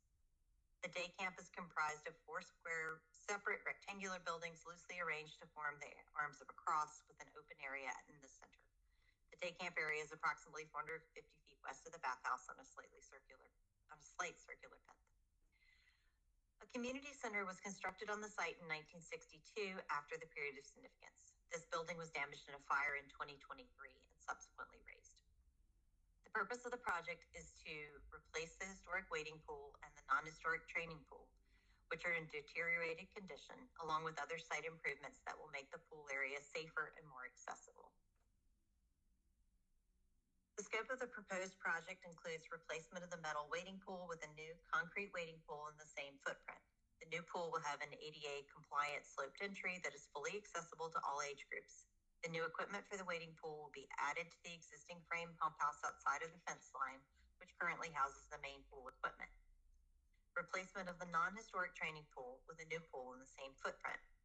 The new pool will feature 2 sets of wide stairs at a maximum depth of 6 feet in the deep end. It will feature 3 lanes which can be used for lap swimming, as well as a lift for ADA access into the pool. Replacement of the non-historic concrete pump house inside this fenced area with a new structure. The new pump house will be at the same location as the existing structure, but will be raised to meet the existing grade, which will alleviate tripping hazards and access issues. The new building will house the pool equipment for the training pool and a storage area. It will be constructed of the same concrete masonry units used to build the snack bar and the pump house for the splash pad. Replacement of the deteriorated concrete decking around the wading pool and training pool to alleviate tripping hazards and other safety concerns. Replacement of the existing chain link fencing on the east and north sides of the pool area, as well as the fencing around the wading pool with a new black vinyl coated chain link fence. installation of 3 shade structures to replace the existing temporary shade structures around the pool areas, construction of a new sand volleyball court outside of the pool area, north of the splash pad. This amenity will replace the sand volleyball court that was removed for construction of the splash pad. And finally, rehabilitation of the existing basketball court. The Secretary of the Interior standards for the treatment of historic properties, standards for rehabilitation, are the appropriate standards to use in the evaluation of this undertaking. The following project elements are consistent with the standards. Replacement of the training pool with a new pool. Although the training pool is a non-contributing resource, its location, design, and materials are compatible with the historic property. The new pool will occupy the same footprint as the existing and be constructed of similar materials, maintaining the compatibility of this feature within the historic landscape. Replacement of the non-historic concrete pump house inside the fenced area with a new structure in the same location. The new structure will be similar in size and scale to the existing and will be constructed of compatible materials used elsewhere on the site. Replacement of the concrete decking around the wading pool and training pool to match the existing. Replacement of the existing chain link fence on the east and north sides of the pool area, as well as the fencing around the wading pool with a new black chain link, vinyl coated chain link fence. Installation of 3 shade structures around the pool areas. Historic images of the pool indicate that shade structures have been erected around the pool since its opening. The proposed structures are of the same design as those previously located in the pool area and have removable covers. Construction of a new sand volleyball court. This feature will have minimal impact on the landscape and supports the recreational use of the facility. And rehabilitation of the existing basketball court. The removal of the wading pool does not meet the standards, as it involves the demolition of a contributing resource to the Trenton bathhouse and therefore meets the definition of an encroachment. In addition to the proposed pool improvements, Ewing Township is also undertaking repairs to the bathhouse to mitigate water damage and address deterioration that has occurred since the township completed a major rehabilitation of the complex in 2011. This project was administratively approved by the HPO in December 2023. The project is being funded by a grant from Mercer County and by the Department of Environmental Protection's Green Acres program. The project requires a request for authorization for the stormwater construction general permit from the DEP's Division of Land Resource Protection. No federal funding or permits are involved in the project. Due to the low archaeological potential of the site and previous ground disturbance, no archaeological survey was required for the project. HPO staff visited the site on October 23rd, 2023, where they observed the deteriorated condition of the metal wading pool. The HPO received a letter of support for the project from the Mercer County Planning Director, Leslie Floyd, on April 11th, 2024. Public benefit. The Trenton bathhouse pools are currently used by seasonal members, daily patrons, school groups, sports league groups, Ewing Recreation Summer Day Camp and Teen Travel Camp, swim lessons, small parties, and senior swim and water aerobics program. The pool complex annually has more than 500 members and more than 200 seniors participate in the senior swim and water aerobics program. The wading pool serves a specific function at the site, providing a safe and separate space for babies and young children of all abilities to play and cool off. It offers a calm environment for young children and caregivers, separate from the older children that frequent the splash pad area. The existing wading pool is in a state of disrepair and is not functional. It has a raised perimeter that does not allow an accessible means of entry. As a result, it is closed to pool patrons. The structure requires maintenance during the summer to prevent mosquitoes and to provide water clarity for the safety of the surrounding complex. Per the 2010 ADA standards for accessible design, state and local governments must make recreational programs and services, including swimming pool programs, accessible to people with disabilities. Public accommodations must bring existing pools into compliance with these standards to the extent that it is readily achievable to do so. Replacement of the wading pool and the training pool will bring the Trenton bathhouse facility into compliance with these standards, making the facility accessible for community members with disabilities. Ewing Township considered the following alternatives to the replacement of the wading pool. No build. Under this alternative, the wading pool would remain closed to the public and would require continued maintenance to prevent mosquitoes and provide water clarity for the safety of the surrounding complex. This alternative does not meet the project need. Rehabilitation of the wading pool. The township has stated that it is not possible to rehabilitate the existing wading pool due to its metal construction, the age of the existing equipment, and the lack of compliance with the layout with current ADA standards. The existing pool has a raised perimeter that does not allow an accessible means of entry. As indicated above, the 2010 ADA standards for accessible design require state and local governments to bring existing pools into compliance to the extent that it is readily achievable to do so. Additionally, when an existing pool is altered, all alterations must comply with the 2010 standards, which require smaller pools to have one accessible means of entry, provided that is either a pool lift or a sloped entry. The existing metal pool cannot be adapted to meet these standards. Replacement of the wading pool. Replacement of the wading pool is the preferred alternative. According to the application, this alternative is the only viable option for a fully functional facility that will be in the best interest of the public. The square footprint of the wading pool will remain the same, but the new pool will provide a sloped entry that is fully accessible to all ages and abilities. The new wading pool will remain true to its historic purpose and matches the old design in shape and color. It will provide a separate calm space for younger children and their caregivers to enjoy the water. In order to mitigate for the encroachment, the township proposes to add informational signage to the historic property similar to what exists for the bathhouses. The signage will include a photo of the historic pool along with its history.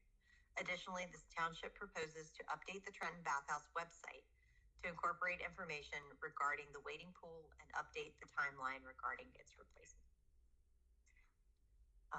HPO staff has reviewed the application and recommends the authorization of the project with the following conditions. One, HAB's documentation of the pool area prior to the removal of the wading pool. Two, that the concrete used in the construction of the new training pool and wading pool, as well as any replacement concrete decking and walkways, will match the color and pattern of the existing as applicable. Three, Ewing Township shall develop and install an interpretive sign detailing the history of the Trenton Bathhouse and Pool Complex, including the wading pool. And four, Ewing Township will update the website for the Trenton Bathhouse with information regarding the removal of the wading pool. Does council have any questions for staff at this time? No, I'm good. Any other questions?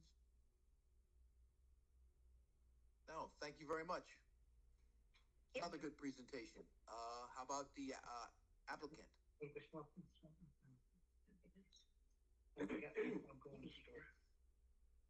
Hello, my name is Jessica Halber. I'm with Remington and Burnick Engineers. I'm here with Ted Forrest, who is the Director of Recreation and Community Affairs for the Township of Ewing. And we will give a short presentation on this project. Am I able to share?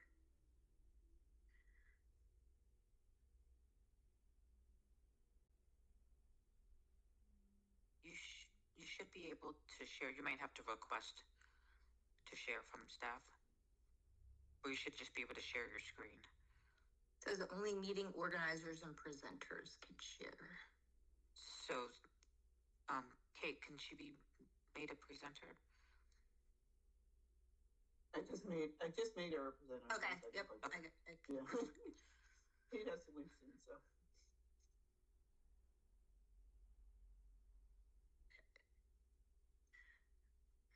Okay, can everyone see my screen?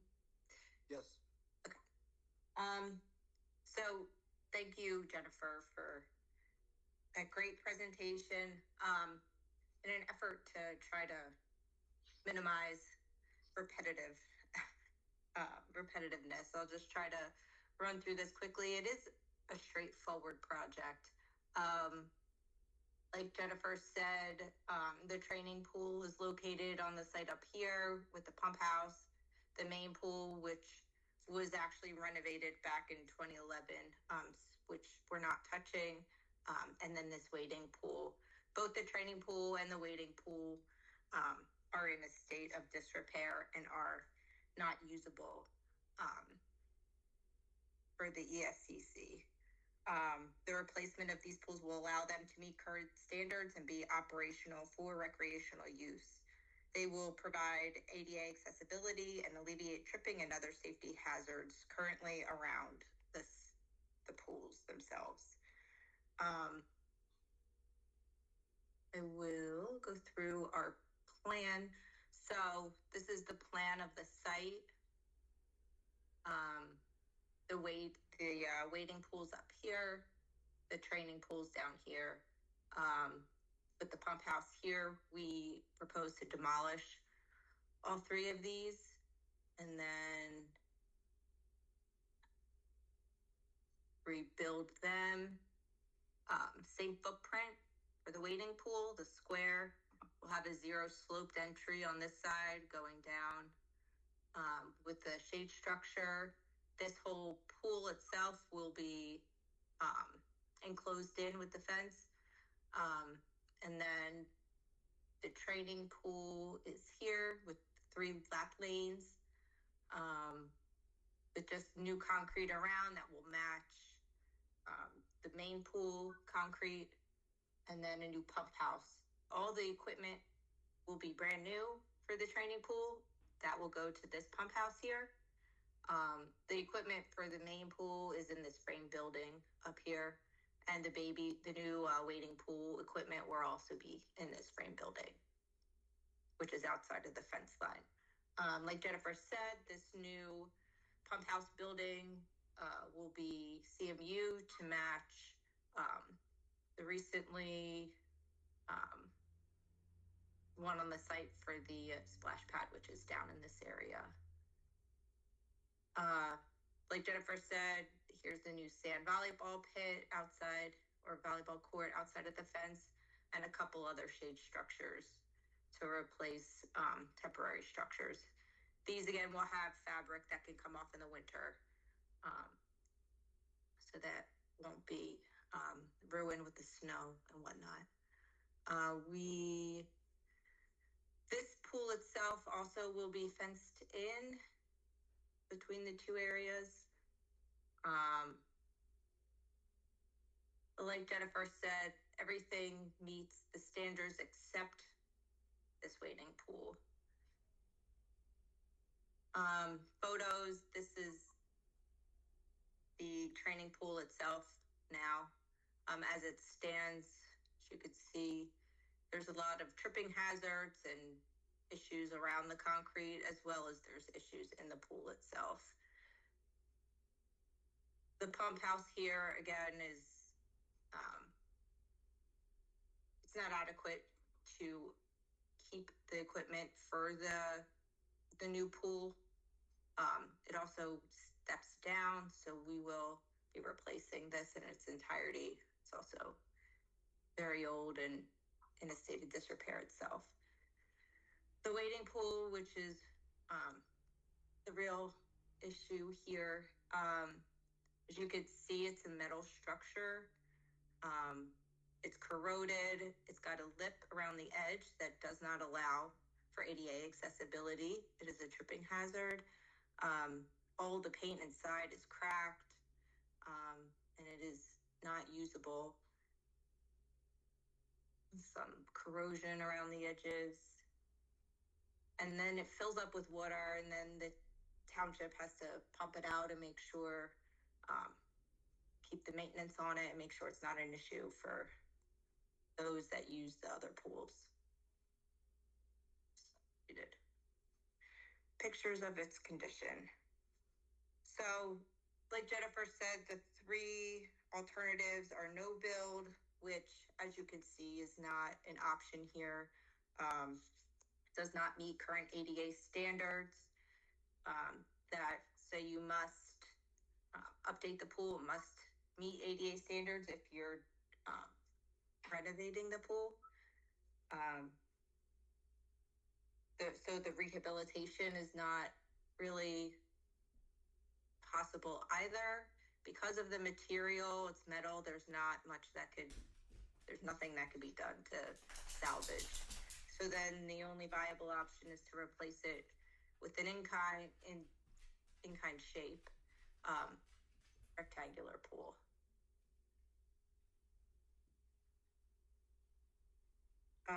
And like Jennifer said, to meet mitigation, the township will add additional signage to the property, similar to what currently exists for the bathhouses. Will include a photo of the historic pool along with its history, and updates will be made to the Trenton Bathhouse website to incorporate information regarding the waiting pool and update the timeline.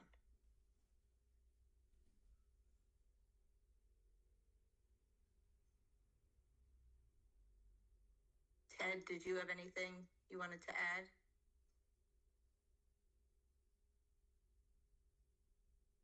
Yeah, I'm Ted Force, Director of Community Affairs and Recreation for the Township of Ewing. I am the person primarily responsible for the site.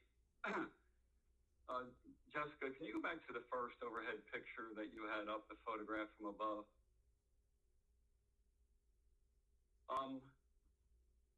The one thing that took the motivation behind what the township is trying to do is take this site, which we've been gifted through the County of Mercer and their support all the way along through this project, is to complete the overall renovation and restoration of the overall site of the pool complex. Now we have another challenge to replace the building that was burned down, but that's another matter for another day. But for today, we really are focused on completing this site, bringing it up to today's codes and specifications, making it handicap accessible for all, and really encouraging as many families of all ages to come and enjoy the complex. When you look at the site, if you look to the left, you have a very nicely finished snack bar plaza that we host events and parties and activities. Everybody enjoys that location. You look a little further to the left, you have the brand new splash pad that was approved by you folks. That gets a lot of use by both the camp and the public. As you go around, you see some replaced shade, some old shade. You see a training pool, which that's the best it has looked in years, but it's no longer functional. You see an old pump house. You see a waiting pool that's no longer functional. So basically, you're seeing a site that has some things that are very nice, very well done, and other things that are totally eyesores that need to be replaced. You have a half black fence, which has been replaced, looks very good. And then you have the old gray fence, which has seen its better days and needs to be replaced. We want everything to be new, everything to match, everything to meet codes, everything to be historically accurate, and to be able to serve the public for many, many years to come. We're excited about the completion of this project and what it will bring in the long term and short term. We have a day camp that's there. Excuse me. We have a day camp that's there for 9 straight weeks. They use the pool Monday through Friday. They're on site all the time. We have teen travel, which is there 7 weeks. It gets a lot of use. The community is there 7 days a week from Memorial Day weekend to Labor Day. And to be able to provide a finished product for the residents of Ewing and surrounding areas will be a real achievement on behalf of the township.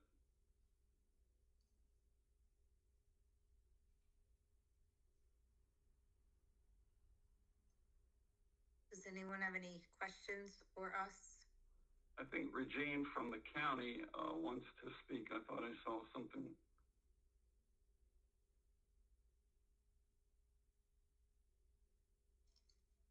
Hi, can everyone hear me? Yes. I wanted to speak in support of the application with this. Can you identify yourself? Can you identify yourself, please? Sure. My name is Regine Delsey. I'm a principal planner with the Mercer County Planning Department. Okay. Would you like me to spell that, my name? We have it in the chat. This is Megan. Okay. Yeah. Thank you very much. Mercer County supports the Ewing Township pool improvements at the bathhouse. The preservation of our historic sites is important to us. The campus and its resources are historically and culturally unique to Mercer County, providing residents with the meeting space to use the pool, the camp, and the senior center. We have established an excellent working partnership between the township and the county through the county's historic and conservation easements on the site. As we plan for the continued use for the site, the county wants to help Ewing balance present recreational needs of the community with appropriate historic preservation to ensure a viable future for the site. Mercer County has also recently provided Ewing Township with a grant to aid in the ongoing maintenance required to upkeep the site. Mercer County definitely recognizes the historic significance of the bathhouse. We recognize that Ewing's operation of the location gives the site a useful present-day purpose, and we want to ensure the continued financial viability for the site, not only for the community to use, but also as an architectural gem to ensure that the bathhouse continues to be upkeep and maintained for international tourists. Thank you, and I appreciate you listening to me today in support of this application. Thank you. You're welcome. Anything else from the applicant? Do we have any questions from council of the applicant? I have one question regarding the wading pool replacement. Given the size of the pool, the perimeter remaining the same, won't the capacity of the pool be decreased because of the slope that's necessary to get down there from an ADA perspective? I mean, as far as the pool goes, for the size of the wading pool, it's actually on the larger side for a wading pool. It's only about 1.5 feet deep. So the intention is not for swimming, obviously. So the zero entry, yes, while it cuts down on the deepness of the water, it's still able to be used where the zero entry part is coming into the water. I had that similar question. And one thing you'll see the children play on the edge of the water, almost like on, almost like on a beachfront, where they'll play in the shallow, they'll go to the deeper, then they'll go back to the shallow. So it will get used. The other question I had is, do you have any of the anything on the architecture of this new pump house? Is this a prefabricated unit that you're going to drop in, or are you going to build out from scratch, or how's that going to work? It's built from, it's a stone, it's a masonry building, so it'll be just built from scratch with CMU block. So there'll be a storage room and a pump room.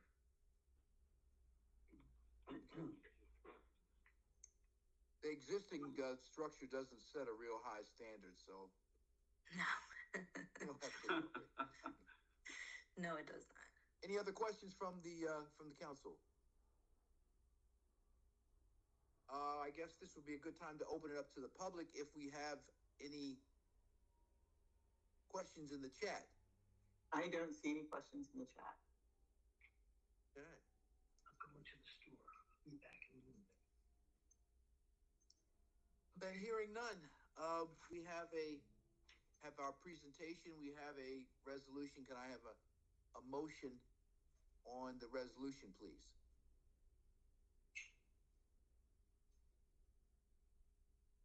I'll move to review the resolution. We have a Okay, motion so Sophia. and a second. I will second. Thank you. Okay, Motion so and a Sophia second. on the win. Thank you. Yes. Jennifer, can we proceed? Sure. Yeah, you can see my screen? Yes. Okay. So the whereas clauses, which we don't usually spend a lot of time with unless you want to. Background, the first two are just a description from the nomination and sort of the existing conditions around the pool, the setting. And then here we get into the purpose and scope.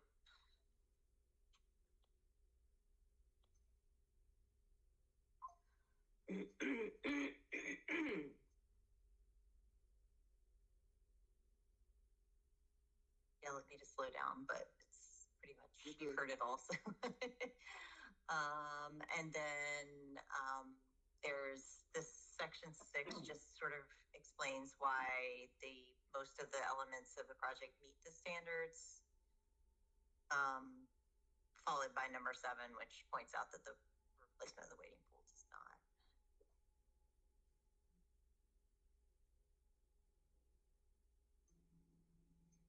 These are all random background facts here, 8 through 13.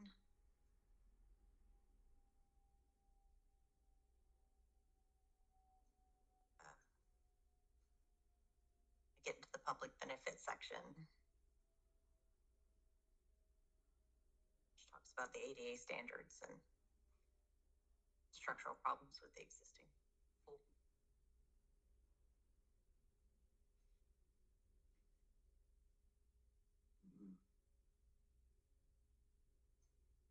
Okay. And then the alternatives that they reviewed.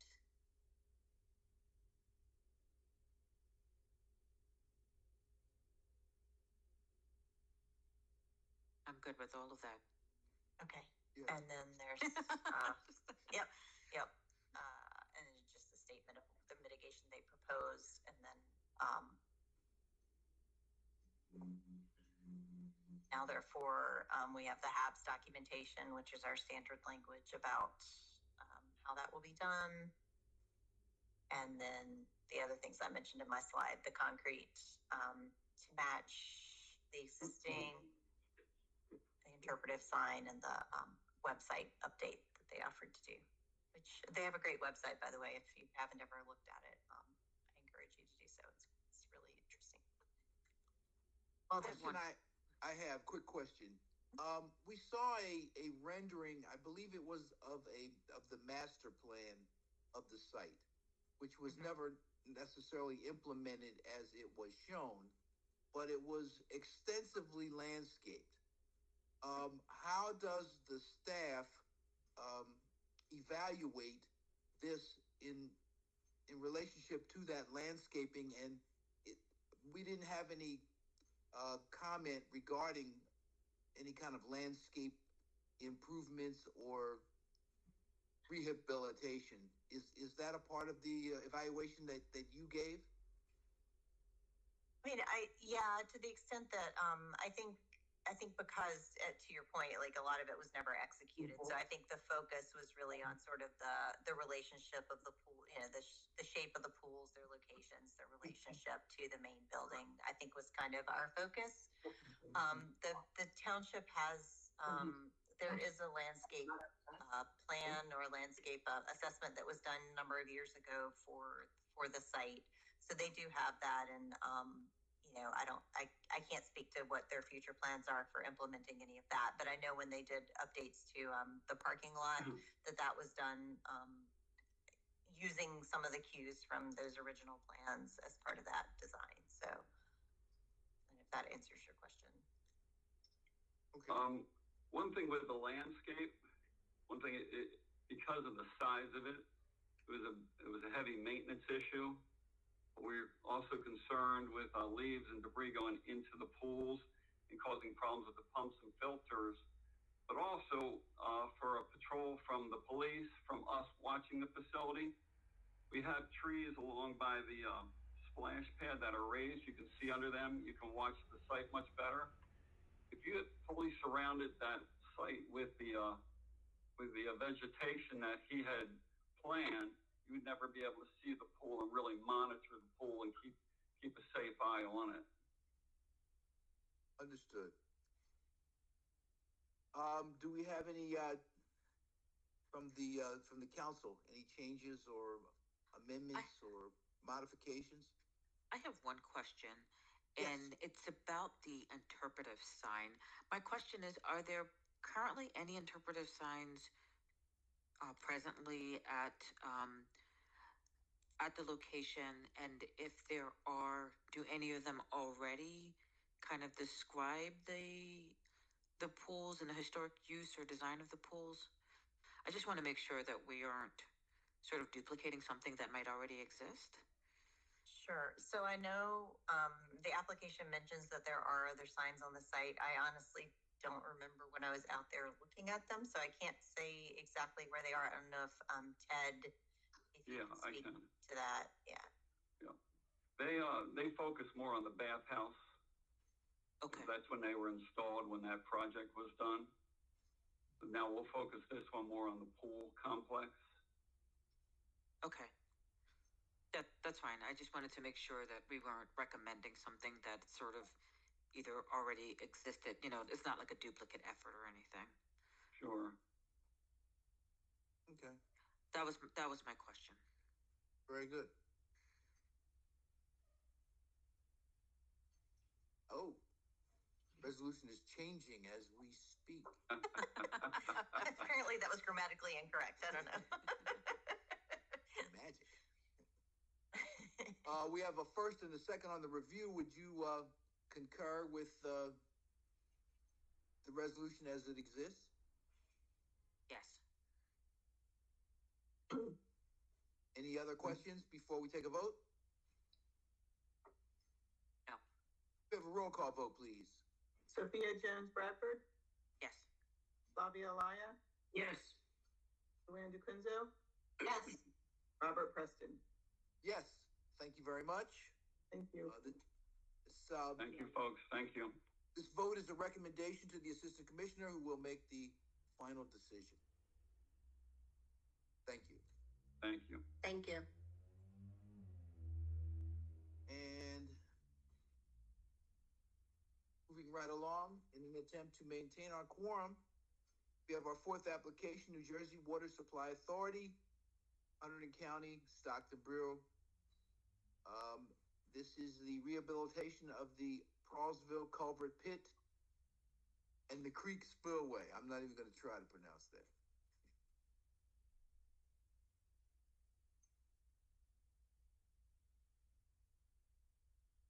Yes, sir. And who do we have presenting for staff? Good afternoon, everyone. I'm Jesse West Rosenthal, the staff reviewer. Thank you. The New Jersey Water Supply Authority has requested authorization to repair components of the Delaware and Raritan Canal Wickichioke Creek Spillway, as well as the adjacent oil and sawmill tail race culvert pit located in the northern side of the canal upstream of the Prallsville Lock in Stockton Borough, Hunterdon County. The proposed project is located within the boundaries of the Delaware and Raritan Canal Historic District, which was listed in the New Jersey Register of Historic Places on November 30th, 1972, as well as the Prallsville Historic District, also known as Smith's Mills, which was listed in the New Jersey Register of Historic Places on August 16th, 1976. In accordance with the New Jersey Register of Historic Places Act, the Historic Preservation Office determines the proposed undertaking constitutes an encroachment on the historic property because the proposed plans do not meet the Secretary of the Interior standards for treatment of historic properties, as the proposed project will result in partial demolition and reconfiguration of a historic engineering feature of Prallsville Mills. The Delaware and Raritan Canal Historic District was listed in the New Jersey Register of Places on November 30th, 1972 under Criterion A with areas of significance in commerce, engineering, transportation, recreation, and water control and supply, and under Criterion C as a significant distinguishable entity whose components may lack individual distinction. The DNR Canal was built across central New Jersey to provide an efficient and safe route for transporting freight between Philadelphia and New York. It was constructed in two parts, the main canal and the feeder canal, and the DNR Canal operated between 1834 and 1932. After the canal was closed, the state of New Jersey took over the canal and rehabilitated it to serve as a water supply system, a purpose that it still serves today. In 1974, over 60 miles of the DNR Canal and a narrow strip of land on both banks were incorporated into the current Delaware and Raritan Canal State Park. The Prallsville District was listed in the New Jersey Register of Historic Places on August 16, 1976 under Criterion A with significance in the area of industry, as well as Criterion C as a significant distinguishable entity whose components may lack individual distinction.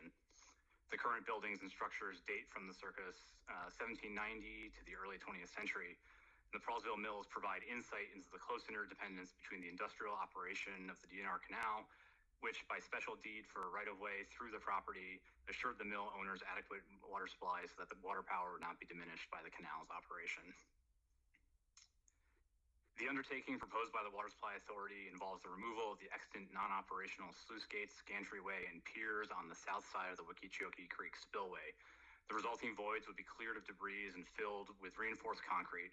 The profile of the spillway will then be reconstructed to match the existing hydraulic characteristics of the canal. The undertaking also involves the installation of a buried precast box culvert structure to connect the existing upstream and downstream culverts within the oil sawmill tail race culvert. The new box culvert will have a 10-foot wide and 7-foot rise interior dimension.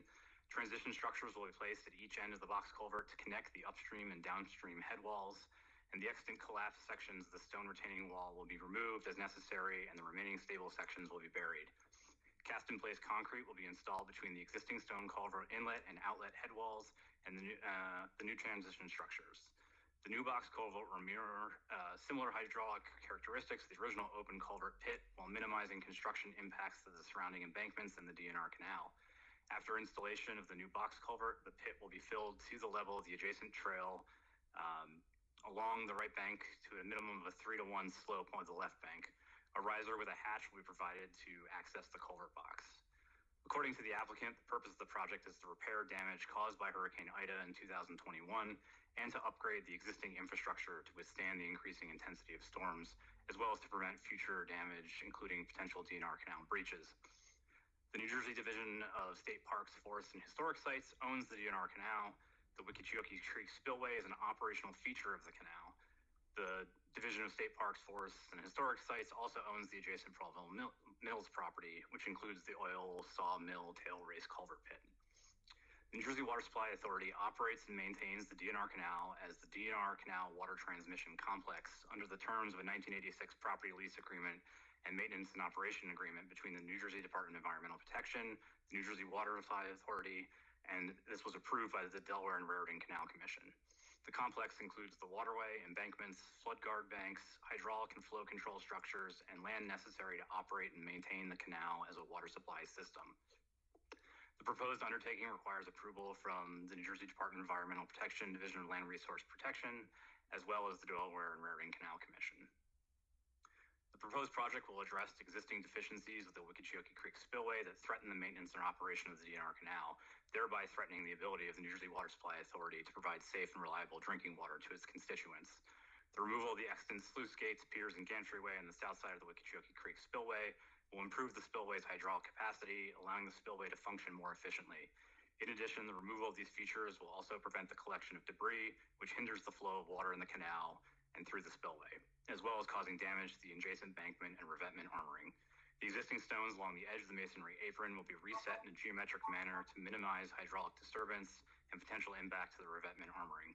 A concrete cutoff wall will be poured 3 feet below grade to prevent undermining of the stone along the edge of the existing apron, and in doing so, this will lessen the amount of maintenance required to maintain the structure and operation of the canal.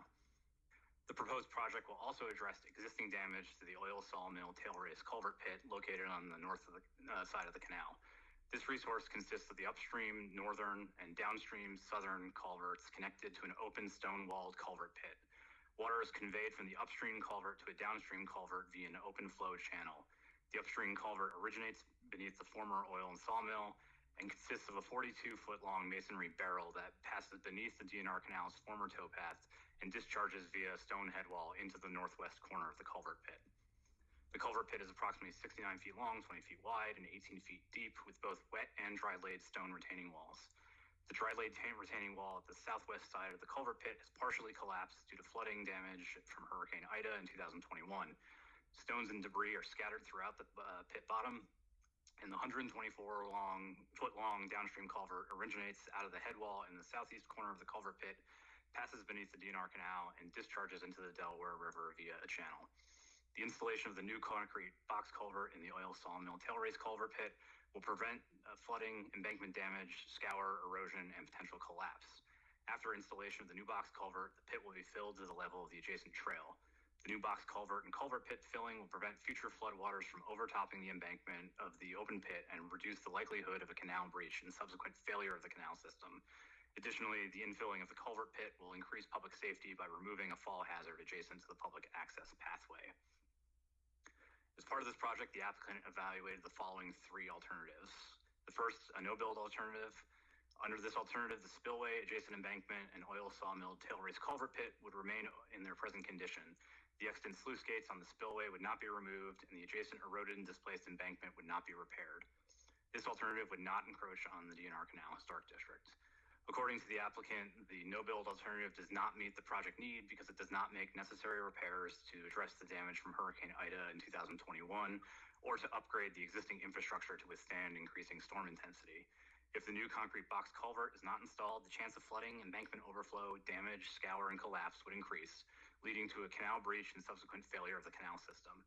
If the culvert pit is not filled to grade, it would continue to pose a threat to public safety as a fall hazard.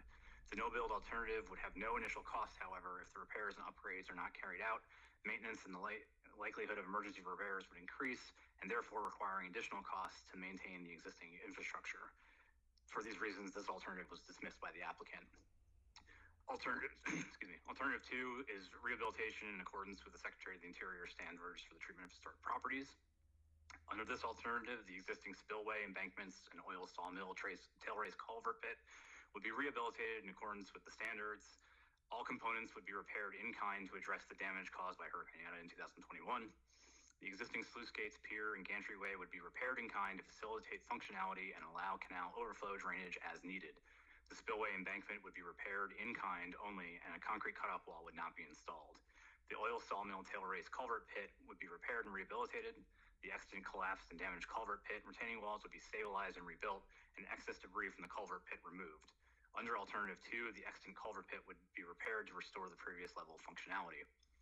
According to the applicant, this alternative is not feasible and does not meet the project need because it does not include upgrading the existing infrastructure to withstand the increasing intensity of storms or to prevent future damage and potential DNR canal breaches. Although repair according to the standards would partially meet the project need by addressing the damage caused by Hurricane Ida, the alternative does not meet the full project need. If the extant sluice gate, piers, and gantry-way are not removed, ongoing maintenance and operation efforts would be necessary to prevent damage to the adjacent embankment and other canal components during increasing intense storms. The structural deficiency of the embankment would persist if a concrete cutoff wall is not installed to prevent undermining of the stone along the edge of the existing apron. If the extant oil mill tailrace culvert pit is not upgraded via the installation of buried concrete box culvert, potential for floodwaters to overtop the embankment and breach the canal would increase due to the intensity of storms and the limited capacity of the culvert pit. Although this alternative would initially be less costly than the installation of a new concrete box culvert, the likelihood of emergency repairs would increase, therefore requiring additional costs to maintain the existing infrastructure. This alternative was also dismissed by the applicant. Finally, alternative 3, which is their preferred alternative, removes the extant sluice gates on Wickechoke Creek Spillway, repairs and reconstructs the embankment, and installs the concrete box culvert into the oil sawmill tailrace culvert pit. Under this alternative, components of the Wickechoke Creek Spillway and the adjacent culvert pit would be repaired to address the damage caused by Hurricane Ida. Additionally, the infrastructure would be updated to withstand the increasing intensity of storms, to prevent future damage, and to prevent DNR canal breaches. Under this alternative, the extant sluice gates, piers, and gantry-way on the south side of the spillway would be removed to eliminate non-operational and redundant DNR canal components, and to prevent collection of debris and subsequent damage to the adjacent embankment and revetment armoring.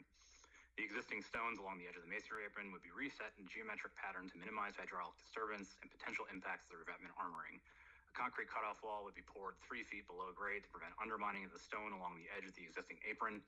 The installation of a new concrete box culvert in the culvert pit would prevent flooding, embankment damage, scour erosion, and potential collapse.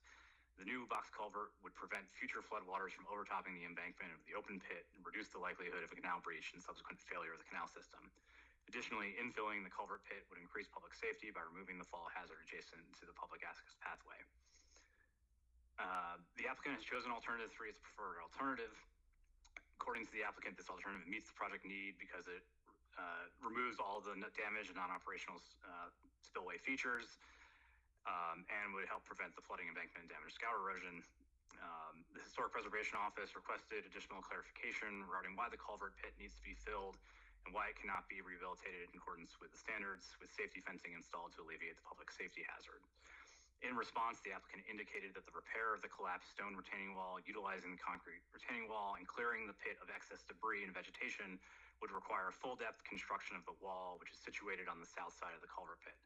This side of the culvert pit is also situated adjacent to the DNR Canal embankment, which would be impacted as a result of the masonry wall replacement. The construction of the concrete wall would require complete removal of the stone masonry wall, deep excavation into the canal embankment, excavations below the bottom of the embankment and bottom of the existing culvert pit, installation of steel sheet pilings, and the need for a cofferdam within the canal.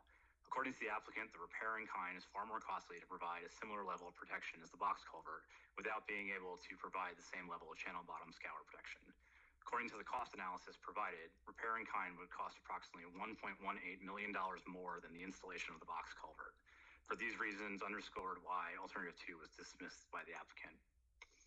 In order to minimize and mitigate encroachment, the applicant has proposed to incorporate the following measures. 1, implementation of an archaeological monitoring protocol for all ground disturbing activities within the footprint of the DNR Canal Historic District and the Prallsville Historic District. 2, documentation of the oil sawmill tail race culvert pit to the standards of the Historic American Engineering Record prior to its demolition or any related construction activities. And 3, development of interpretive signage to be created and installed at an approximate location to the project activities that discuss the history and significance of the Prallsville Mills and DNR Canal, as well as other topics determined in consultation with the HPO. Based on these findings, it's the HPO's recommendation to the council that the council authorize the repairs of the Wickichioki Creek Spillway and the oil sawmill tail race culvert pit in accordance with the New Jersey Water Supply Authority's proposal and with the following mitigating conditions. 1, completion of the Historic American Engineering Record recordation of the engineering features. 2, installation of at least 2 interpretive signs to be placed in a publicly accessible place within view of the project area. The content of the signage shall include a colorful panel mounted on a pedestal or wall, and the content shall incorporate historic photographs as well as text focusing on the history of the Wickichioki Creek Spillway and the oil sawmill tail race culvert pit and their relationships to the history and significance of Prallsville Mills and the DNR Canal. 3, implementation of the September 21st, 2023 archaeological monitoring protocol prepared by Richard Grubb and Associates. And 4, assurance that all phases of archaeological survey and reporting are in keeping with both federal and state survey and reporting standards. Does the council have any questions for staff?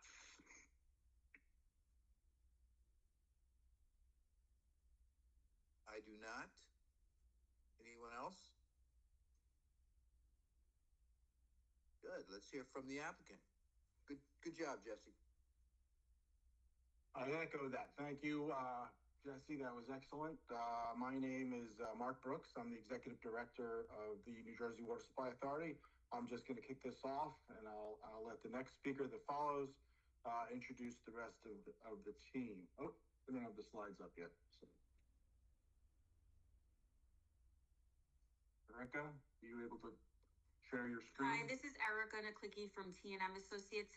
Can someone allow me to share my screen with our presentation? Sure. I'm sorry, what is your last name, Erica? It's Naklicki, N-A-K, L-I-C-K-I.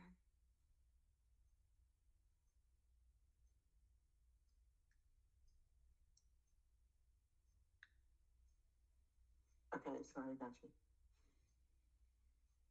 There you go. Thanks. Thank you. Sure.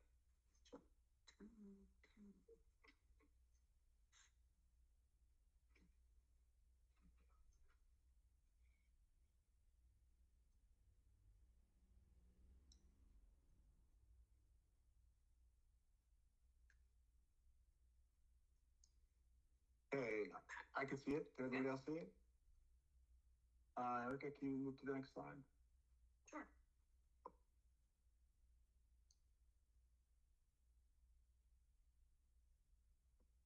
So we are the New Jersey Water Supply Authority. Jesse mentioned some of this. We are an independent state authority in but not of the New Jersey Department of Environmental Protection. We were created in 1981 to take over and operate existing water supply facilities and implement projects identified in the state water supply plan. Before 1981, the maintenance of these water supply facilities was just done by a part of the DEP, a section of the DEP. The authority operates 3 water supply systems currently. The Raritan Basin System, which includes Spruce Run Reservoir, Round Valley Reservoir, and the Delaware and Raritan Canal. We also maintain the Manasquan Reservoir System and a small water treatment plant in Manasquan as well. Next slide.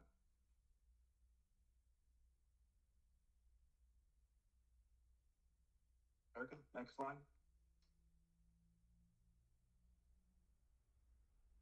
Sorry, I'm having technical difficulties. It's not allowing me to switch. Oh, here we go.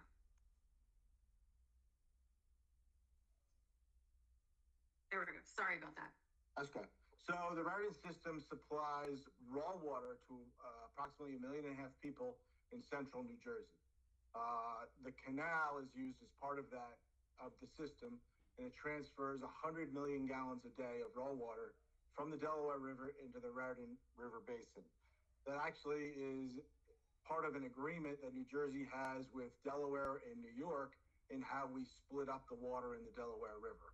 And our allotment is New Jersey's allotment is 100 million gallons a day, and 100% of that allotment is done through the use of the canal. So what we do is we, the Water Supply Authority, we sell the untreated water to our customers. The Raritan system also includes, I mentioned earlier, Round Valley, Spruce Run reservoirs, and the canal. You can see on the map there, the canal is the yellow line shaped like a V in the bottom. I can't control the mouse. And right, she's pointing to it. And Round Valley and Spruce Run reservoirs are the bodies of water right about in the center of the map. So our major water customers are North Brunswick Water, New Brunswick Water, Middlesex Water, and New Jersey American Water. New Jersey American, they do have intakes on the canal, but the majority of the water they actually remove from the Raritan River. So again, we're selling them the raw water. They have treatment plants along the canal, and they treat the water and distribute it to their customers. And they actually pay the Water Supply Authority for the constant supply of the raw water. Next slide. Jesse mentioned earlier that the canal is owned by the DEP, and it's operated under a lease agreement as a water supply with New Jersey Water Supply Authority. Further, the lease recognizes the three-party agreement that describes the jurisdiction of the three parties, namely the Water Authority, the DEP, and the DNR Canal Commission, and each agency's responsibility for the development, maintenance, and operation of the canal as a water supply facility and for recreation, conservation, and historic purposes. The authority is authorized to maintain features of the canal that are necessary to operate it, including but not limited to the canal's waterways, and we do that typically by dredging the embankments, the spillways, the waste gates, flow control structures, which formerly were the locks, and culverts. I just have a few photographs of some of the other projects we've done along the canal. The top one is Lanning Lane Spillway, which was just completed. The middle one is we're replacing one of the sluice gates. That's at one of the former locks. That's in South Boundbrook. And the one at the bottom is actually we're restoring, I guess I wouldn't call it the towpath, but it's part of the embankment between the Stockton and the Delaware River. At this point, I would turn the discussion over to Darren Ferlazzo. He's a professional engineer who works for T&M Associates, and we've contracted with T&M to design this important project. Darren? Thank you, Mark. And thank you, everybody, for being here today. So the project sort of purpose and need, I know Jesse and Mark had both sort of described the purpose of this. So the purpose of this project is to rehabilitate the culvert pit, along with the sluice gates and some apron repairs along the south side of the spillway. The project is located in Stockton Borough and Delaware Township in Hunterdon County. Is adjacent. The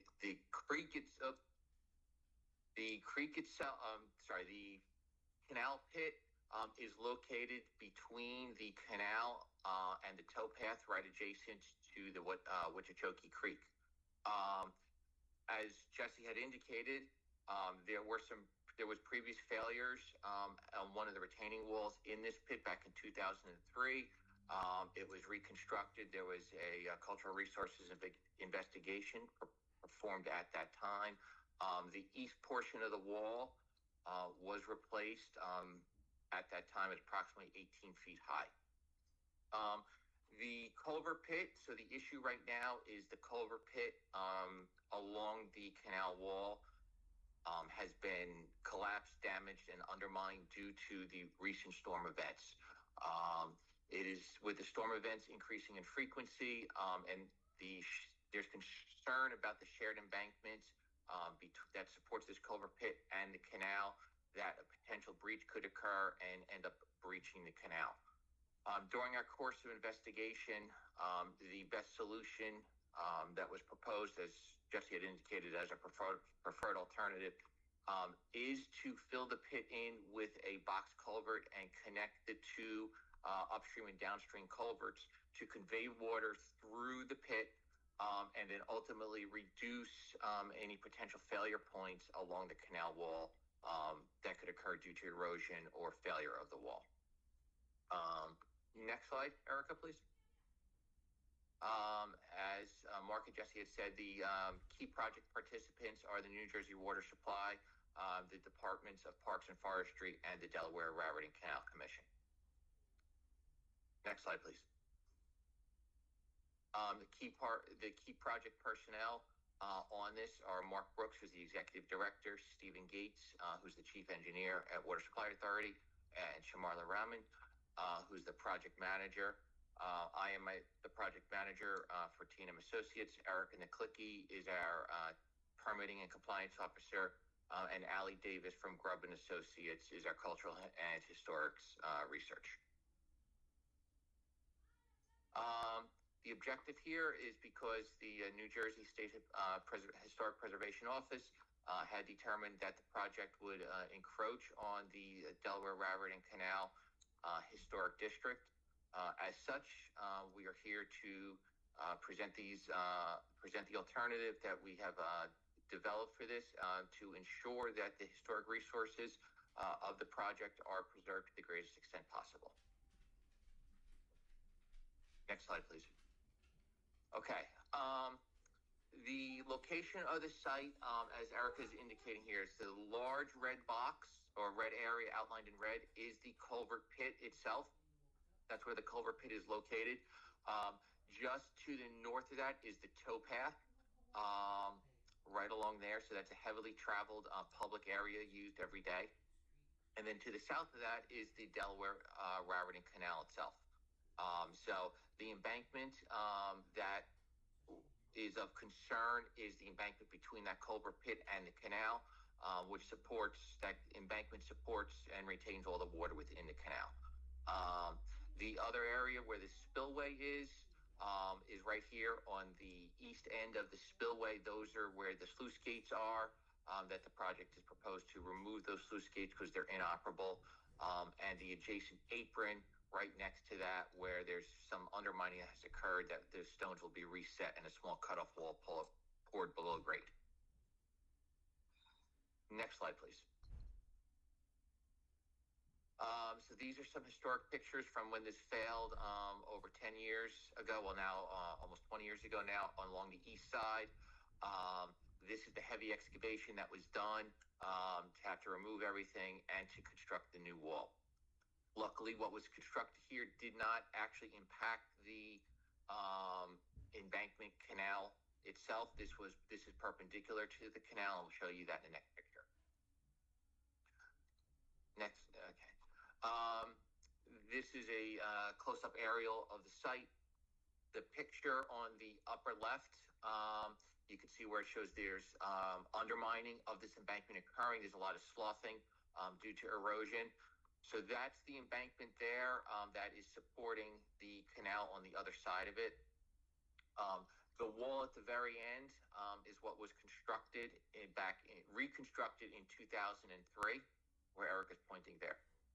The picture just below that, where the ladder is, you can see where the stone masonry wall has failed and the embankment itself has started to head cut through the embankment due to overtopping floodwaters of the Delaware.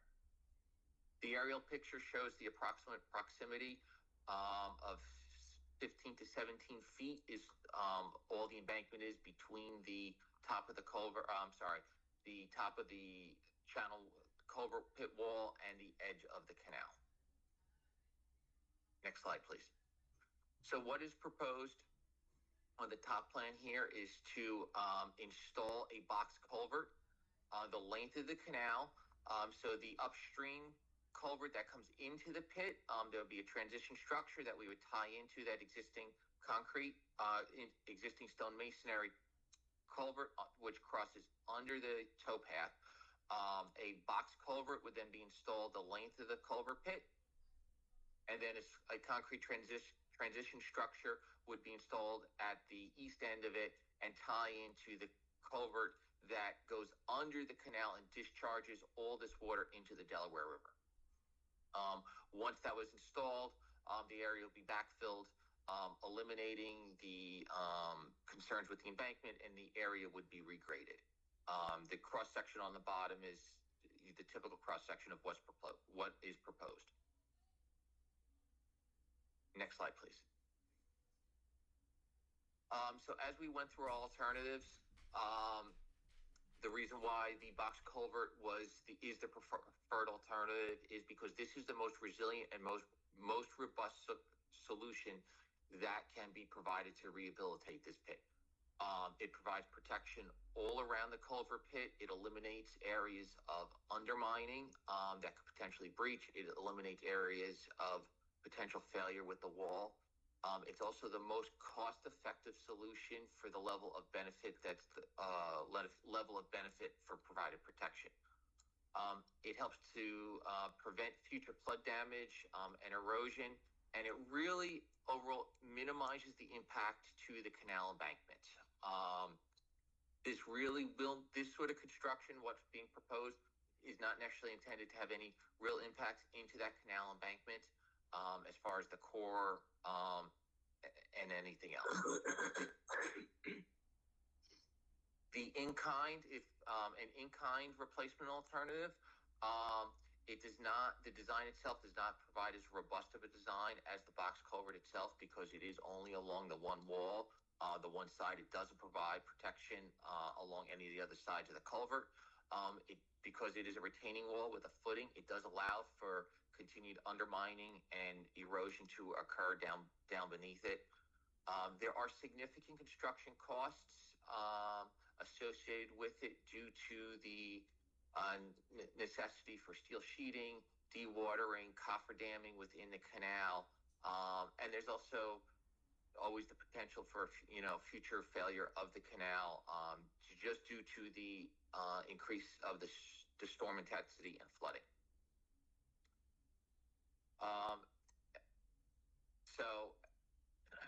Excuse me.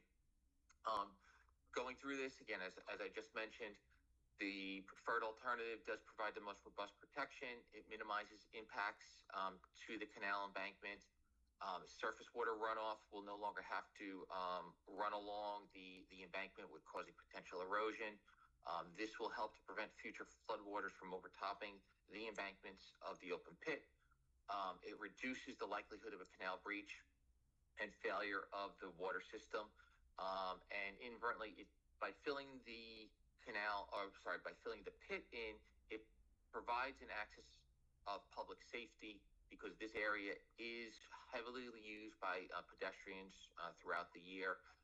So this does address a public safety concern. Next slide, Erica. As I just mentioned, by filling this pit in, because you're adjacent to the towpath right on the top of one embankment, and then you have the canal on the other side. Filling this in reduces the public hazard of anybody falling into or entering this pit. Next slide, please. As part of our alternative analysis, we had done a cost comparison. The box culvert was by far the most cost-effective solution for this. Is approximately 1/3 to a quarter of the cost of what an in-kind replacement was, and that's strictly because of the items associated with having to protect the embankment, dewatering, coffer damming, those sort of elements associated with the in-kind replacement because of the need to excavate into the embankment. Next slide, Erica. So just, in summary, the main issues with this is the failure of the culvert pit retaining wall and the potential breach of the canal. By filling the pit in, there's long-term and short-term benefits. It's definitely the most robust protection.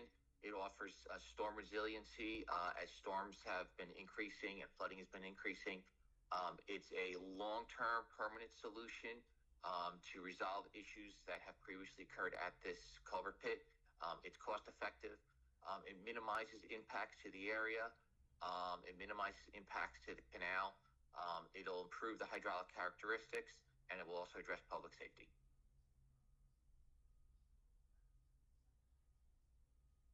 Thank you. Are there any questions? I have one. Sure. Somehow the slides froze when you got to the cost effectiveness of it. What will the project cost?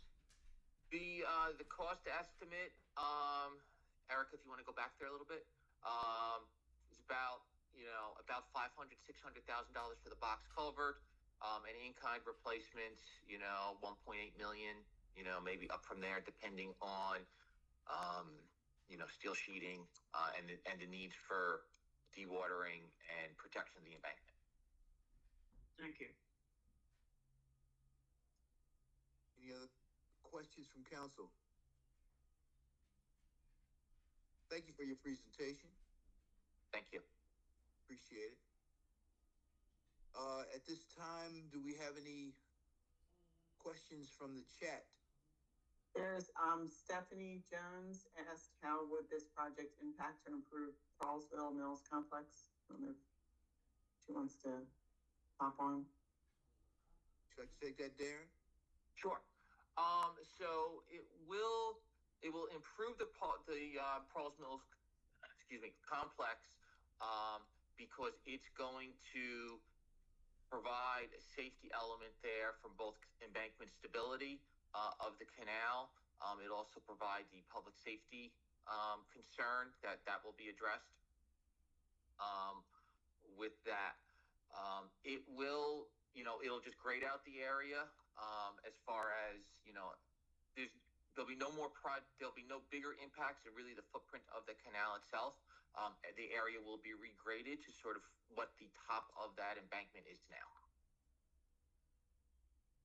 Where would you suggest that this interpretive signage be located that we will be asking to be provided?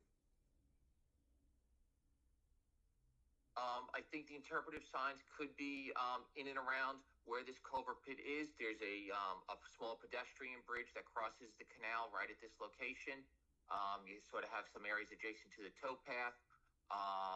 You also have the pedestrian bridge out over the canal, which would overlook the spillway. So there's a number of areas that the interpretive signs could be placed out along this area. So that you'd have a view of the area where the work was done as well as being able to read the interpretive sign. That is correct, yes. Thank you. Any other questions from council? I don't see any other questions in the chat. Nothing from the public, so we'll close the public portion. At this point, could I have a motion from the council to deliberate the resolution? So moved. Okay, so Flavia? I'll second. Second. Thank you. By Sophia, thank you. Yep.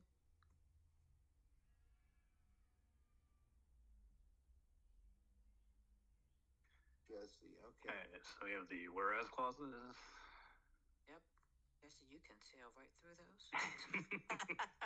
We have, Jesse, just to kind of give you an understanding, we have about 18 minutes before the line is going to disappear, so. I know. Not that that's affecting our decision. Not that that's affecting our decision, no. Findings of fact 1 and 2 reference the National Register listings. 3 and 4 discuss the details of what is proposed as part of the current undertaking.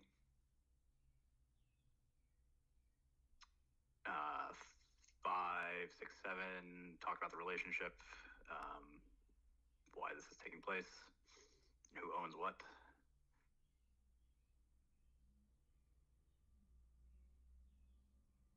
Nine and 10 discuss public benefit.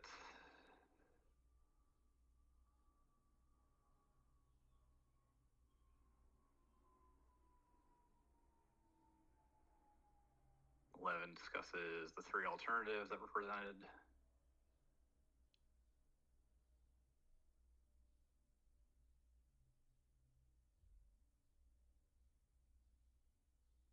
12 is that they've chosen alternative 3. 13, 14 are discussion of the additional information that we requested.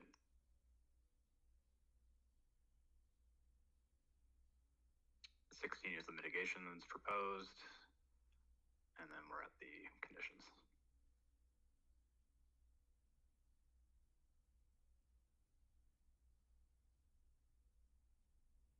So condition 1 is the hair documentation.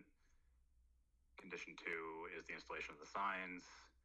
And then conditions 3 and 4 are the completion of the archaeological monitoring. Very good. Can we just go back to item 2, the condition of the sign? Mm-hmm. And I just want to read something really quick. Oh, never mind. Okay, it's in there. That the location was going to be coordinated with HPO.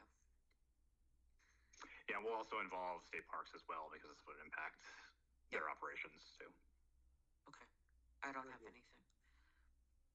Anything else from the council? No. We have a motion and a second to review. Can that be to vote on this? Are you in agreement with that? Yes. Ready? Roll call. Bobby Elia? Yes. William DiCenzo? Yes. Sophia Jones Bradford? Yes. Robert Preston?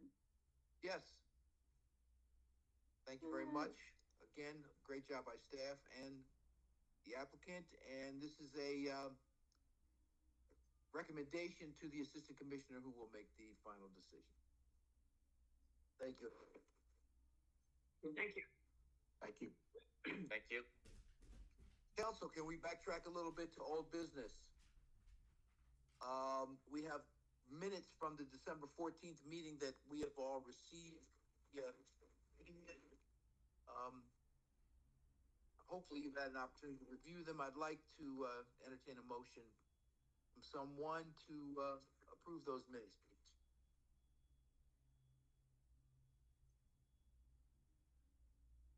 I'll make a motion to approve the minutes. I think, and I'm just going to ask anybody who's not on the council, can you please turn your camera off? Thank you.